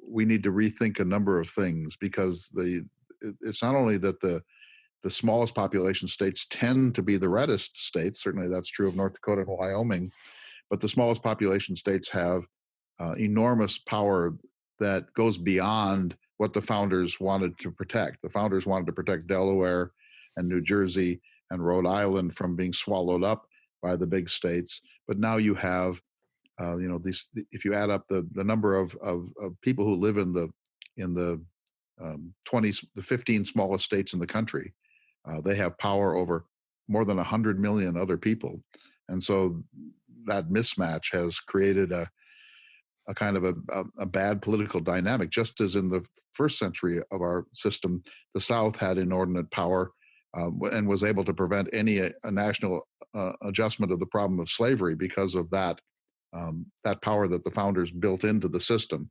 And it comes from something called the Great Compromise that occurred in June of was first put forward in June of 1787. But again, we need a significant constitutional revision to create a more equitable system all around, including an end to political gerrymandering. Go ahead, Beth. Paul Fisher in Virginia. Paul Fisher, our astronomer friend. Paul, before you speak, we had a blue moon the other night. Yes, we did. It was amazing. I wish I'd been able to see it. It was cloudy here. So that we saw it here. So a blue moon is when you get 2 full moons within the same calendar month. Why blue? Gosh, I should have asked one of my friends to tell me who's currently teaching that. I used to know, and I have forgotten why they called it that. Okay, so go ahead with your thought. Okay. I just say I was happy to see we had the high turnout and the lack of violence. I was worried about that. So that was good news. But the question I was wondering, Robert may have addressed already, is why so many of the Trump supporters who call themselves advocates of law and order defend, and not the policies. I'm not talking about policy differences, but they defend violation of the law, refusal to accept the results of the election, the whole impeachment case and all of that. And that's what disturbs me more than policy differences. And I wonder, is it just because people are so terrified of the other side that they're willing to accept any and everything, including the complete destruction of our constitutional system? It's disquieting, and particularly disquieting to see voter suppression as a mechanism for victory. You know, you would hope that everyone would agree that we want every single vote of every single eligible voter in the country. We don't want to intimidate. We want to make sure that everyone has a path. That voter suppression is an appalling violation of the very spirit of a democratic culture, and yet it has been clearly a tool in this election that the Republicans have chosen to embrace to drive down the vote. to the extent that they could. And I think that that's really an unfortunate thing. The right does not have a monopoly on the uses of extremism and even violence, as you know, but it seems to me that we have to learn to calm down here. Beth, keep moving. Robert McPhail actually asked if he could just make a quick comment to Paul. So Robert, can you unmute? Of course.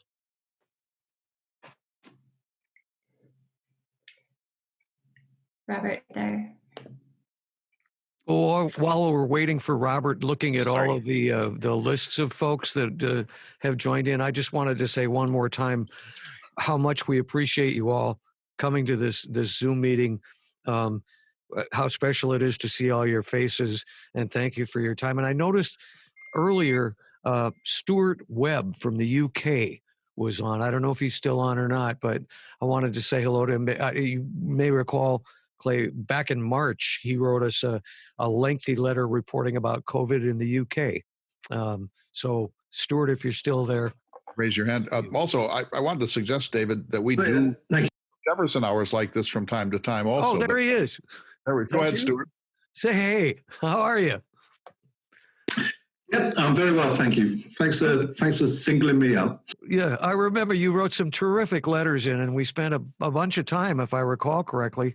So you're doing all right with COVID, and things are okay where you're at? Yeah, we're fine, actually. I've since retired from the NHS, but rejoined it. And I'm now more hands-on than I ever was. I'm working in a rehab unit. So I'm out there working, and we're about to enter another lockdown tomorrow. So lots of people in the pub tonight because that was their last chance, and the shops are fairly busy. Toilet roll seems to be getting a bit low again, but I'm sure we'll get through that. We got through that before. So yeah, things are generally okay here. We're worried, but yeah, we're taking it in our stride, I think. Well, Stuart, before you go away, give us a Brit's reflection on what you've just witnessed here in the United States of America. Not that you're that sane. I mean, your Brexit business has been pretty crazy too, but how do the British people look upon this circus here? I would never want to speak for the whole of the UK. I've made 3 notes. One of them is that I was genuinely surprised when I heard about the increase in the voting numbers in America. I assumed a lot of people that thought, let's give Trump a try, and what have we got to lose, would perhaps see what had come, and they would change their votes. That's not obviously been the case. As someone who doesn't eat meat, I'm a little bit worried about the consequences for us of any trade deals now that we've left the European Union, and what that may mean for us with American food standards. And the last thing that worries me at the moment is, I don't know if this will have made the news in America, but Nigel Farage, who was pretty central in Brexit, has just repositioned his party. It's no longer a Brexit party. He's declared it to be Reform UK, which is going to be about anti-lockdown and anti-COVID measures. And he just seems to be building on this populist movement. So frankly, if I may declare an interest, I'm hoping Biden wins and the populist movement perhaps slows down a bit in the UK, because that's been a worry for me. So just one last question. Do you think that if Mr. Biden wins and he brings a level of calm and brings science back into the picture and rejoins the WHO and makes sure that the CDC in the United States can speak its science clearly and without being censored, do you think that there will be a calming effect? Do you think that will have an impact on British politics?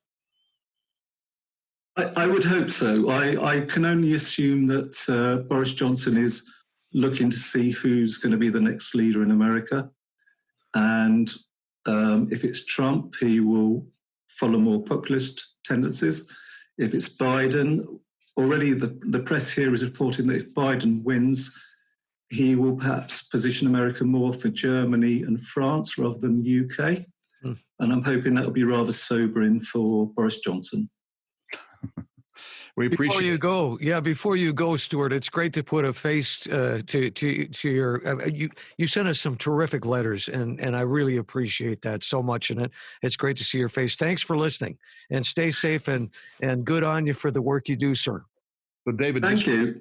Let me go the back. only thing I'll say is I'm very conscious that you're sitting in front of your books and I'm sitting in front of my fridge. But there we are. Take care. David, do you think we can do some Jefferson hours in this style and have some like once every 3 months? I think it'd be great. I mean, I think that would just be terrific. I mean, that's really what the Jefferson Hour's purpose is not just to express Jefferson's view and share all your knowledge, but to let voices be heard. So this is great fun. On New Year's Day, I did not know that Zoom existed, and now it's the center of my technological life. This is an opportunity for us. Beth. I'm going to look to Robert just to make his brief comment. Yeah, sorry, Robert. Oh, that's quite all right. Can you hear me okay now? Yep. Yes. Okay, super. Sorry, I was muted. I just wanted to comment on Paul's comment about Trump supporters that vote against their own best interest, I believe was his point. I think they believe that they're voting to save our country and our democracy. I do too. You know, the messages that they're getting is it's vital for them to do that. It's do it or the end. So that was my only comment on regards to why I think some of them do vote for Trump. They don't know the other side so well. You know, that what Trump is really doing to our democracy and such. So thanks. I think you're right. I think a lot of Trump supporters believe that they're the few, the proud, the remnant, the rump of what still is great about this country, that it's sort of Ozzie and Harriet's America and so on. And I think it's a sort of a mythological notion, but they feel it very, very strongly that the country is slipping away and that the people at Columbia and Yale and Grinnell and Stanford and Pomona and so on are selling the country out. They're apologizing for America. That political correctness is tying us in knots, and that this country is in danger of being lost. The very capital I idea of America is in danger of being lost. And if they have to be a little obnoxious and maybe even threaten violence, that they're willing to do it because they believe deeply. I know these people. Many of these people are my friends in southwestern North Dakota. They believe that they're what's left of the real America, and the liberals are just full of it. Beth. I look to Tom in Western Washington. Hi, Tom. Thanks for waiting. So in listening, I've been gathering several thoughts, and they're not all going to meld together, but I'll toss them out one at a time, starting with the idea that it was brought up that folks may be tired of the division. And I would have to suggest that not all citizens or politicians are tired of the division at all. Some are making a lot of hay through the division. And there's a lot of power behind the divisiveness that doesn't necessarily come from the kitchen table, but comes from larger places. Another thought from the conversation is, in my own world, I don't believe that many citizens have seen this level of raw power being displayed. This is relatively new. We all can go back to Nixon and Watergate, and the senators walked up and told them, "Look, you're done." We're past that point now. Now it's raw power. And this brings me to something that I think is critical that hasn't been mentioned in the discussion so far. Personally, I need to put this out just for context. Personally, I consider myself purple. I'm not really blue and I'm not really red. I try to have an open mind, but I'm very much never Trump right from the beginning. And the reason is that I understand him from his days in New York City and Atlantic City. And I believe that we've now gotten to a point, stirred up quite a bit by the last several years, where both fear and anger have gotten us as a citizenry to a point where character doesn't matter. And I think that's extremely dangerous, and Clay can speak further about how the degree to which character did matter at the time that the Constitution was originally put into place. We've gotten to a point now where it's not. The last piece of the puzzle I would suggest is, again, something no one's talked about. You can accuse me of being a conspiracy theorist, but I would like to suggest the power of global organized crime to generate money and then to convert that money back into raw political power. Raw power, not only political power, but raw power.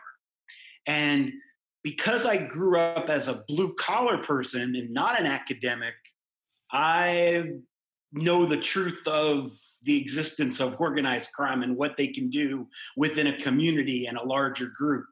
And I would suggest that we would be naive to completely ignore that as a factor to what's going on around us. Thanks for that comment. Beth, with your permission, I want to call on two people. I want to get to everyone. We've got half an hour left. Thanks for your patience, everyone. Robert, in Chile, are you really in Chile? And if you are, we need the Chilean response to all this. Sí, por supuesto. Hey. Yes, actually, I am in Chile. I've been living in Santiago now for about 11 or 12 years with various trips back and forth to the U.S. But Chile has just voted to create a new constitution, and it was like overwhelming. It was like about 4-1. And that really surprised a lot of people. But they said, oh, no, the old one's okay. We've done lots and lots of changes to it. Well, most of the people have said, yeah, for the rich people, it's been real nice. There is a lot of inequality here. And I tell people that Chile is like the 53rd state of the U.S. because there's so much similarity in the outlook of the rich people versus the poor people. They don't really understand the poor as well. We don't see the poor in the U.S. They tend to get relegated, and it really doesn't show up the way it should. I think that is one of the big things that a lot of people were hoping that Trump would do for them. Oh yeah, they'll do this for me, but it really, I don't think that's panned out for the poor. In Chile, things have changed. They have actually tried to make the lives better for the poor people. I would say that the only thing that's major here is that the COVID-19 problem has shown up a lot of the difficulty with being poor here. People just have to go out and earn a living because they live hand to mouth. Thanks to you, Robert. You know, one thing I'll say is that when Theodore Roosevelt made his huge run through Central and South America in 1914 and 13, the only place where he was heckled and treated badly was in Santiago. Everyone else treated him like a celebrity, but in Santiago, the students were throwing rocks at him. It was like Nixon on his famous trip to South America. So that's what I know. I've always wanted to go there, and I appreciate your checking in. I want to quickly turn to Phil of Washington State. Phil, are you there? And if so, I know you'll have an interesting comment on what's passing here. Or did Phil and Laura leave? They must have done. Patrick. No, we're here. I just didn't know why you wanted to hear from me. Well, that's been my question too, but go ahead. I guess what I'll say, I'll echo what David has been saying. This is just amazing and wonderful. It's just so heartening to me to see so many people from around the country and around the world who are obviously terribly concerned about the country, who really want to hear what other people have to say. And we seem to have just such a broad spectrum. And it's wonderful. People are being so respectful. And I think everyone should come away from this call saying, wow, wait a minute. Maybe what we're seeing in media, maybe what we're seeing in social media and on the news is manufactured. I believe someone made that comment earlier, is that much of this division is manufactured. And I think maybe regardless of how the election turns out, maybe we'll all start looking for that inner core of America that isn't divided necessarily or does want to hear the other opinion of other people. I'm one of those incurable optimists that thinks when push comes to shove, America knows how to pull together. We know how to really say, hey, wait a minute, we're better than this, and this is a misunderstanding. And yes, I have very strong beliefs, but, and Clay, you know, one of my biggest life philosophies is personal responsibility and personal relationship. And I think when push comes to shove, Americans will take responsibility for their actions, and they will start to reach out to each other. And I love this. I agree with your idea. I hope you continue to do this on a, you know, every 3-month basis or whatever it is, because I don't think you could possibly be doing anything more helpful than letting this many Americans and citizens of the world call into this and see what other people are saying. I just am so heartened. I'm so glad I showed up to this today. This makes me feel 1,000% better. Well, That's great. Beth, we're going to run out of time. I know that we have a lot of hands still up. We got to say thank you to Robert in Chile. I wish we had more time to talk to you, sir. And I want to get to Patrick in Mexico too. But Beth, first, let's try to clear this list. Kirk Samuels in North Carolina. You've been waiting so patiently. Hi, can you hear me? Yes. Great. So I think one of the challenges I've had with the election coming up to it has been just scope. You know, as we've been talking about the polls and the failing of the polls, and just looking at Facebook and comments and people's feedback and never really knowing how much this one opinion is representative of the whole. And Clay, I've read through your essays that you've been posting about Trump on Facebook. I really appreciated them, have read every one, shared them widely. But do you think you persuaded anyone to either not vote for Trump or to vote for Biden from it? And from my experience, social media is a horrible tool to try and convince people of things. And it's always been in those personal interactions that we've tried to come to a meeting of the minds and really change people's attitudes and actions. So I'm just curious what your feedback was on from your essays. Well, first of all, for those who don't know, I wrote these 39 days. For 39 days, I wrote a post every day about an outrage, a violation of American norms, a piece of cruelty, not about policy. I didn't want to write about withdrawing from the Iran deal or withdrawing from the Paris Accords. Those are policy questions, and he promised he would do it, and he won. And so I didn't try to touch that. I really tried to touch questions of professionalism and deportment and cruelty and failure of empathy and corruption. And so there'll be a book soon, and Beth will put that image back up in a minute. But I'm very proud of what I did. I don't think I changed a single mind. I'm sure I didn't move the needle one bit. But you know what? I believe I did some of the best writing of my life in the last month, and I think that it matters, and that I've helped to lay down a historical record. And I'm sorry to say, I think that I'll sell more of this book than anything I've ever written before, which is kind of depressing, since I spent years writing a book on Meriwether Lewis. But I don't believe that I moved any needle, not even slightly, and I didn't expect to. But I am a Jeffersonian, and I believe that the truth is great and will prevail when left to itself. And I was hoping that people would say, you know, I was going to vote for this guy, but after reading about what he did but I'm not a fool. So Clay, what do you think is the best tool then to communicate the merits of one candidate over another? I mean, how do we communicate? How do we unite and really share the talk about, really communicate what matters? Well, I'll be quick because I really do want to make sure everyone gets to talk. But I think that Buttigieg has been terrific on Fox. He goes to Fox. He's civil. He's funny. They like him. You know, he has a style which can get himself on Fox, whereas James Carville can't do that. You know, and so I think that his capacity to be civil and to be generous and to be and not to take himself too seriously and to realize that he's in territory where he's going to take some hits, I think that works. And I think I'm just with Jefferson. We need to move back towards deep respect for the other, even when we can't find it in our minds to really understand the other. And so that's what I am trying to do. It's really, really hard. But every time I push send, I read back through everything I wrote and said, what would a diehard Trump supporter say of this? And can I change it just enough so that it doesn't feel offensive or aggressive? But I appreciate all of that. And we will show the icon of the book one more time before we're done. It's called Donald Trump and the Death of American Integrity: An Autopsy and a Path Forward, and I'm delighted by it, actually. So Beth, let's move through the rest here.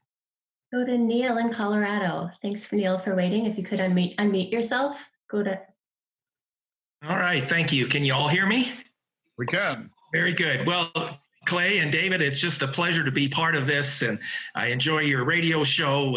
The podcasts are great, all of those kinds of things. But one of the things that I am particularly concerned about, and I voted for Trump. I am a Republican, a lifelong Republican. There's a story on how I got there, which is always kind of interesting. I served 2 terms in the Iowa Senate. I live now in Colorado, reside in Colorado, but I am concerned as we talk about this and we talk about the small d democracy versus the small r republic.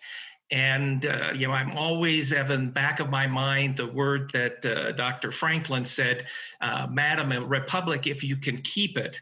And representing rural district in Iowa and also looking at the smaller states in our union, how do we maintain that voice? And again, I'm a bit concerned about the conversation about the Senate makeup, because demographically, in the next 30 to 40 years, 70% of the US population are going to live in 15 states.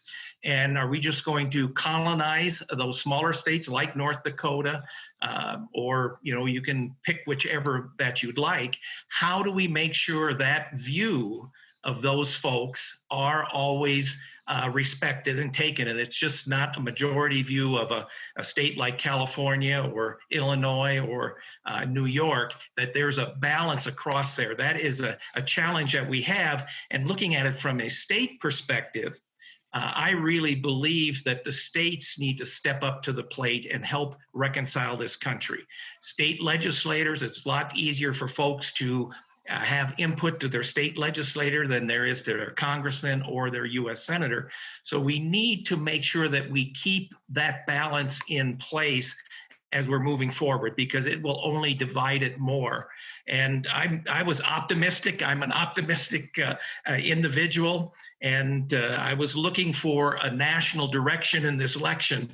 And I think what we're getting, as you talked about before, the hard R's are, pounding their stake farther in the ground, and the hard liberals or progressives or Democrats are pounding their stake in the ground, and they don't want to come and count coup. They just want to make their opinion known. But I believe states can provide that vehicle to reconcile this country.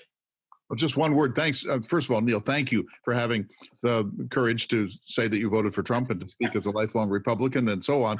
I really, really very much appreciate that. You have a great advantage in Colorado, because if you don't like Colorado Springs, you can go to Boulder. And if you don't like Boulder, you can go to Pueblo. If you don't like Pueblo, you can go to Grand Junction. I mean, you can find your spot anywhere on the political spectrum within the boundaries of Colorado. That's not true here in North Dakota. Yes. That's not true in Arkansas. And yeah. So it's the states that have become monoliths that really concern me most. And I think that redistricting under a kind of purely scientific algorithm would fix some of that. But, I've been to Colorado Springs. It's not as conservative as it once was. Exactly. But it's no Boulder, I can tell you that. I lived in Boulder. You've got that right, too. People's Republic. All right, Beth, keep moving. I know we're running out of time. Can I have 1 minute? Sure. First, I want to echo that. Neil, thank you so much for listening. Keep coming back. We need you. Okay? Hey, I really love the show, and you're wanting to include people and providing some counterpoint, particularly. And one last word is, I just thank you for introducing me to Joseph Ellis. I've really enjoyed those shows. His book, The Quartet, has just been a real inspiration for me as some of the things that I'm working on and trying to have states step up to the plate and help reconcile this country. I will pass that on to him personally, sir. And the last thing, my 1 minute, if I can have it, is a lot of you have noticed Beth up there in the corner, who is our admin moderator. And for those of you who don't know, She is a new member of the inner family of the Thomas Jefferson Hour, helps you out with a lot of things, Clay. And it's just been great to get to know you, Beth. And I'm so pleased that you're here and helping with all this. So welcome and good on you. Great. Thank you, David. Such a pleasure. I'm going to pass on to Jim of Plano, Texas. Thank you so much. Yes, I've been wanting to hear from Jim because Plano, that's the heart of the heart of the heart of the Panhandle. Well, thank you. And Clay and David, it's such an honor to be here. I've been listening each Tuesday via podcast for probably 10 years now. First heard in Westcliff, Colorado, where we have a ranch. So it's wonderful, and I'm enlightened every Tuesday. You broaden my perspectives, and I'm just very thankful for that. And also thankful for all the perspectives on this program today as well, and appreciate you, Beth. So Neil, I too voted for Trump, and I wanted to give a little bit of perspective on my thought process on that. My wife and I are small business owners, and we have been for 40 years. We've worked very, very hard. I mean, there have been weeks we've worked 80 hours to be able to make payroll and to pay our debts on time and so forth. And so we own real estate, and our niche is small businesses. And so we have about 100 tenants who are operators of small businesses, and they're a cross-section of various types of small businesses. They probably, on the average, employ about 10 people, some more, some less than that. And so so I know these folks well, and so we're not really voting for Trump, myself and my wife and others. In fact, I'm appalled by Trump's leadership. I think it was John Meacham that said, and I think Clay, you and David have said it as well, that the highest responsibility of the President of the United States is to rise above politics and be a uniter. Donald Trump has miserably failed from that standpoint. And, every time I hear him speak or tweet, I cringe. But I voted Republican, and most of the folks that refer to that are tenants that are running small businesses, and we're highly educated. Some would say we're intelligent. These folks I'm talking about are highly educated and so forth. And so we're not voting for Trump, we're voting in spite of Trump. We're voting for a reduction in the friction that has added up over a period of years that serves to limit economic development. I mean, it's really hard for a small business person to be able to cover all the regulations that have been added and added and added over the last 40 years. And so Trump has, and that administration has helped to reduce some of that friction, like the taxation. So we're talking about regulation, capital formation. And then, from a personal standpoint, the sanctity of life, the importance of the family unit. I would consider myself to be a constitutional originalist. However, I do believe that there are a number of things in the Constitution that should be changed, Second Amendment, among others. I was honored to be able to be involved in the upcoming constitutional program, so I'm going to do that. So anyway, I just want to say that, when we talk about the 67 million or whatever who voted for Trump, to me, there's a large percentage that held their nose and voted Republican. I really appreciate that, Jim, and I loved my time in Westcliff. I'm still a little miffed. I think you promised me 5 acres. You never did. It's the most beautiful place in Colorado. I envy you. Beth, move us forward. So we're going to go to Alaska, to JJ Fry in Alaska. Oh. Thank you, Zoom. Well, this is really great. I signed in late. I discovered the Thomas Jefferson Hour thanks to my dad in 2002. I've been listening ever since, and I've been remiss in ever writing Clay and David. But I finally came out of the shadows, and I just want to thank you guys so much for what you've done, what you're doing, and to all you out there across America. So this has been a calming hour that I've spent. So I guess a comment that I think will evolve into a question fairly quickly. I think last night we're all still processing what happened and what is still happening, and we'll continue to do that. And last night I was kind of just thinking, like, we're seeing some vital signs of our democracy, of our system of government, of self-government. And in some of those vital signs actually were quite encouraging, the turnout, right?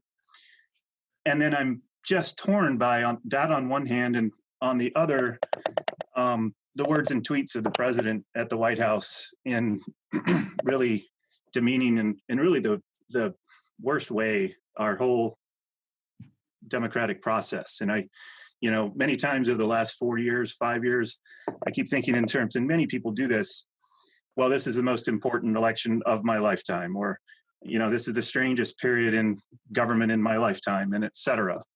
And actually a little bit ago, Rick Hennerly, I thought, had a pretty good summary of, I think, what motivates a lot of well-meaning Trump voters with respect to, the changes in the 21st century, globalization, automation, just in the way that, our whole production of goods and consumption, the way that has gone. I mean, it's really brought a lot of people down. But going back to that, conceiving within your own lifetime, I thought, well, the presidential cycle when I was really coming of age was 1992, and Ross Perot was a major phenomenon in that cycle. And a lot of his his shtick, at least in terms of the substance, was very similar to Donald Trump's. He was the outsider. He's a businessman. Talked a lot about regulation, about trade deals, et cetera. And he made a lot of noise, but he didn't obviously get over the top. And, I don't know, it's for some reason, my thoughts are going back to that election. And why didn't he get over the top? Is it, he didn't have the party apparatus at his back. He didn't have the internet. He didn't have social media. He didn't have that cult of personality that Trump has. That, a lot of people brush it off, but I think a lot of people really are actually drawn to it. Nobody in our crowd, of course. So anyway, or have times just changed? And so I just thought, was it inevitable that we were going to get an outsider like Donald Trump? And I think not. What if a Ross Perot figure had come instead of Donald Trump? You think he would have broken through the way Trump has? So I appreciate you a lot. And think of the geographic range today, from Chile to Fairbanks, Alaska. I've been there. I got the Norway flu while I was in Fairbanks. It was the sickest I've ever been. I need to come back for a happier time, but there's nothing like Alaska when you get to look at Alaska in all of its glory.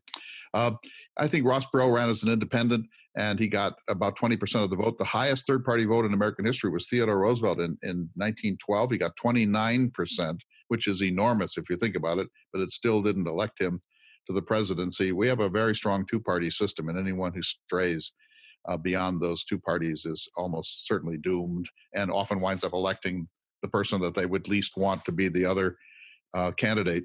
So I do think Ross Perot would have done better in the age of the internet, but he didn't have Trump's, like Trump or not, he has an enormous presence. He is a rock star. He's a huge man. He leans in. His hair and his tan, all about him makes you think there's kind of almost an Elton John kind of quality to him. I know that Elton John's probably not happy with that analogy, but you take my point. And so Trump is, I think, he's sui generis. He's a unique phenomenon. Beth, we're basically out of time. I think there are two more hands up. Yes, and then I have a written question I need to get to at the end. Rich in Colorado, you and your beautiful antelope there. Yeah. Hi, Clay. Hey. Good to see you. I hope we're still friends after our Facebook exchange. I say that in jest. I know that we are. So another Trump voter here, as you're aware of, and now the group is as well. Just a few words on that. This process has forced me to learn. And it's forced me to learn a lot of things. But here's one I'd like to submit today. That I see a great difference between people in that I tend to be somebody who values accomplishment or values what is done. And I do not, I won't say I don't value how the message is delivered or the personality delivering it, but I just place more emphasis on accomplishment. And for me, important things were economy and many of the things that Trump did accomplish. And so I guess I gave him a pass for the immense flaws in his character and his total inability to put two words together to save his life. Easily the worst communicator of any president in my lifetime, not a doubt. But I wanted to say one of the things I have been forced to learn is that I understand now that there is, in ways I never have before, that many people value how the message is delivered, the civility with which the point is made. Action or no action, it is hard for folks to value, many people to value the action or the accomplishment, or to see it if it is delivered with such, come up with the adjective, brutality, just complete lack of empathy that they perceive in a person.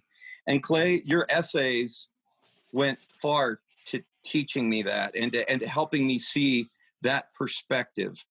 I'm still a Republican. I'm still a conservative, but I'm learning. I'm learning. I'm learning the other perspective, and I wanted you to know that. Second, and I'll make this very fast. I think one of the things that was potentially unveiled in this whole process, because I've been thinking about what's one takeaway that we can all look at from a humanities perspective, I believe is the effect of social media. I would recommend and submit to the group, if you have not watched The Social Dilemma, a documentary that was done on Netflix by people from within social media. I would watch that. It is revealing how the algorithms that were designed strictly for commerce are now, and this, I'm not a conspiracy theory person, but they are now becoming a tool, and a very controlling tool if used in the way that they're being used. And it's quite fascinating to me because these algorithms are software. They're not people. They're not individuals that are trying to influence or that can move you one way or the other. They are algorithms written by groups of people collectively, and I think it raises a great deal of questions on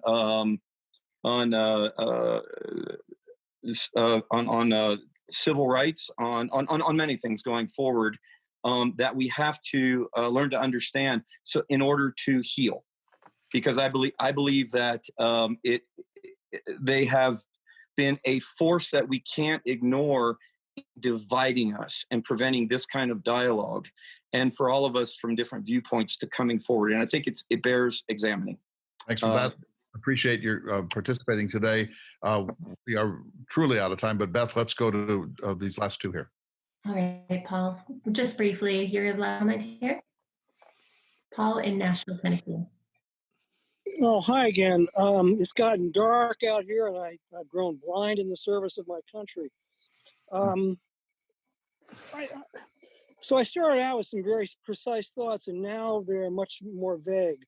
But Clay, I just wonder if the subject of social media and algorithms, and this came up at the very beginning when Mace said something about how the world is so different now than it was when the Constitution was written. And I'm in on the Constitution class, and I can't tell you how much I've enjoyed reading this book. Cool.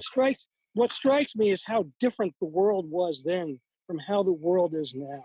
And the question that I have, and I hope we'll talk about in the constitutional seminar, is how is it that we have all of this information technology at our disposal, and yet we live in this soup of misinformation and conspiracy theory? And how much of the dilemma that we now find ourselves in is a consequence of that? And do you have any thoughts on how we're going to proceed in that environment? I do, and we'll talk about this in the Constitution course, and we'll talk about it on the Jefferson Hour. I've been thinking a lot about that. I think that's a very shrewd and important question and insight, and certainly the medium is the message, and it is making a huge change in the way that we see things like truth, which I thought would have been kind of a universal enlightenment standard. Beth. Before we wrap up, I have a final question from Will, and he's asked it a couple of times. What next? How do we move forward from here? How do we move forward? Well, we accept the results of the election. And if either of the candidates refuses to accept the results of the election, we respond with enormous national hostility. I think that, when I play Scrabble with my mother, we both play by the rules. If she's using 12 tiles instead of the requisite number, then I don't want to play with her anymore. And so everyone has to agree to the social compact, and both candidates need to accept the results of the election. Then we follow Jefferson. We bring down the temperature of our discourse. I don't think you've heard a rude word today. I don't think you've heard anyone get angry or shout at somebody or say you're full of it or whatever. This is civility. Now, this is a self-selected group, and a lot of these of you people are Jefferson Hour listeners, and that probably makes a difference. But I'm amazed. I'm with Phil of Washington State. This is the kind of conversation you actually want in America, isn't it? And of course, we're just getting started. What if this were a group that was going to meet now once a week for the next 7 or 8 weeks to talk about what's right and what's wrong with America? So bringing down the temperature, and Jefferson is right. That starts with me. That starts with you. If you bring it down, others will either be slightly shamed into being more civil, or at least you will be showing what civil discourse looks like. And we have to read. The American people have lost their understanding of the basic flashpoints and questions of the Constitution, the Emoluments Clause, impeachment, separation of powers, how a bill becomes a law, how an election works, how the Electoral College works. And so we're really lacking in basic civics training, and that's something that we're going to have to face here. I want to close. Beth, I think we've covered it. Paul of Mexico, do you have a quick 20-second thing to say to us?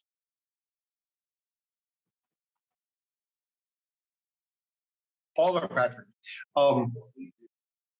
Yes, we have a lot of expats here in Mexico. I'm a professional tax preparer, an accountant.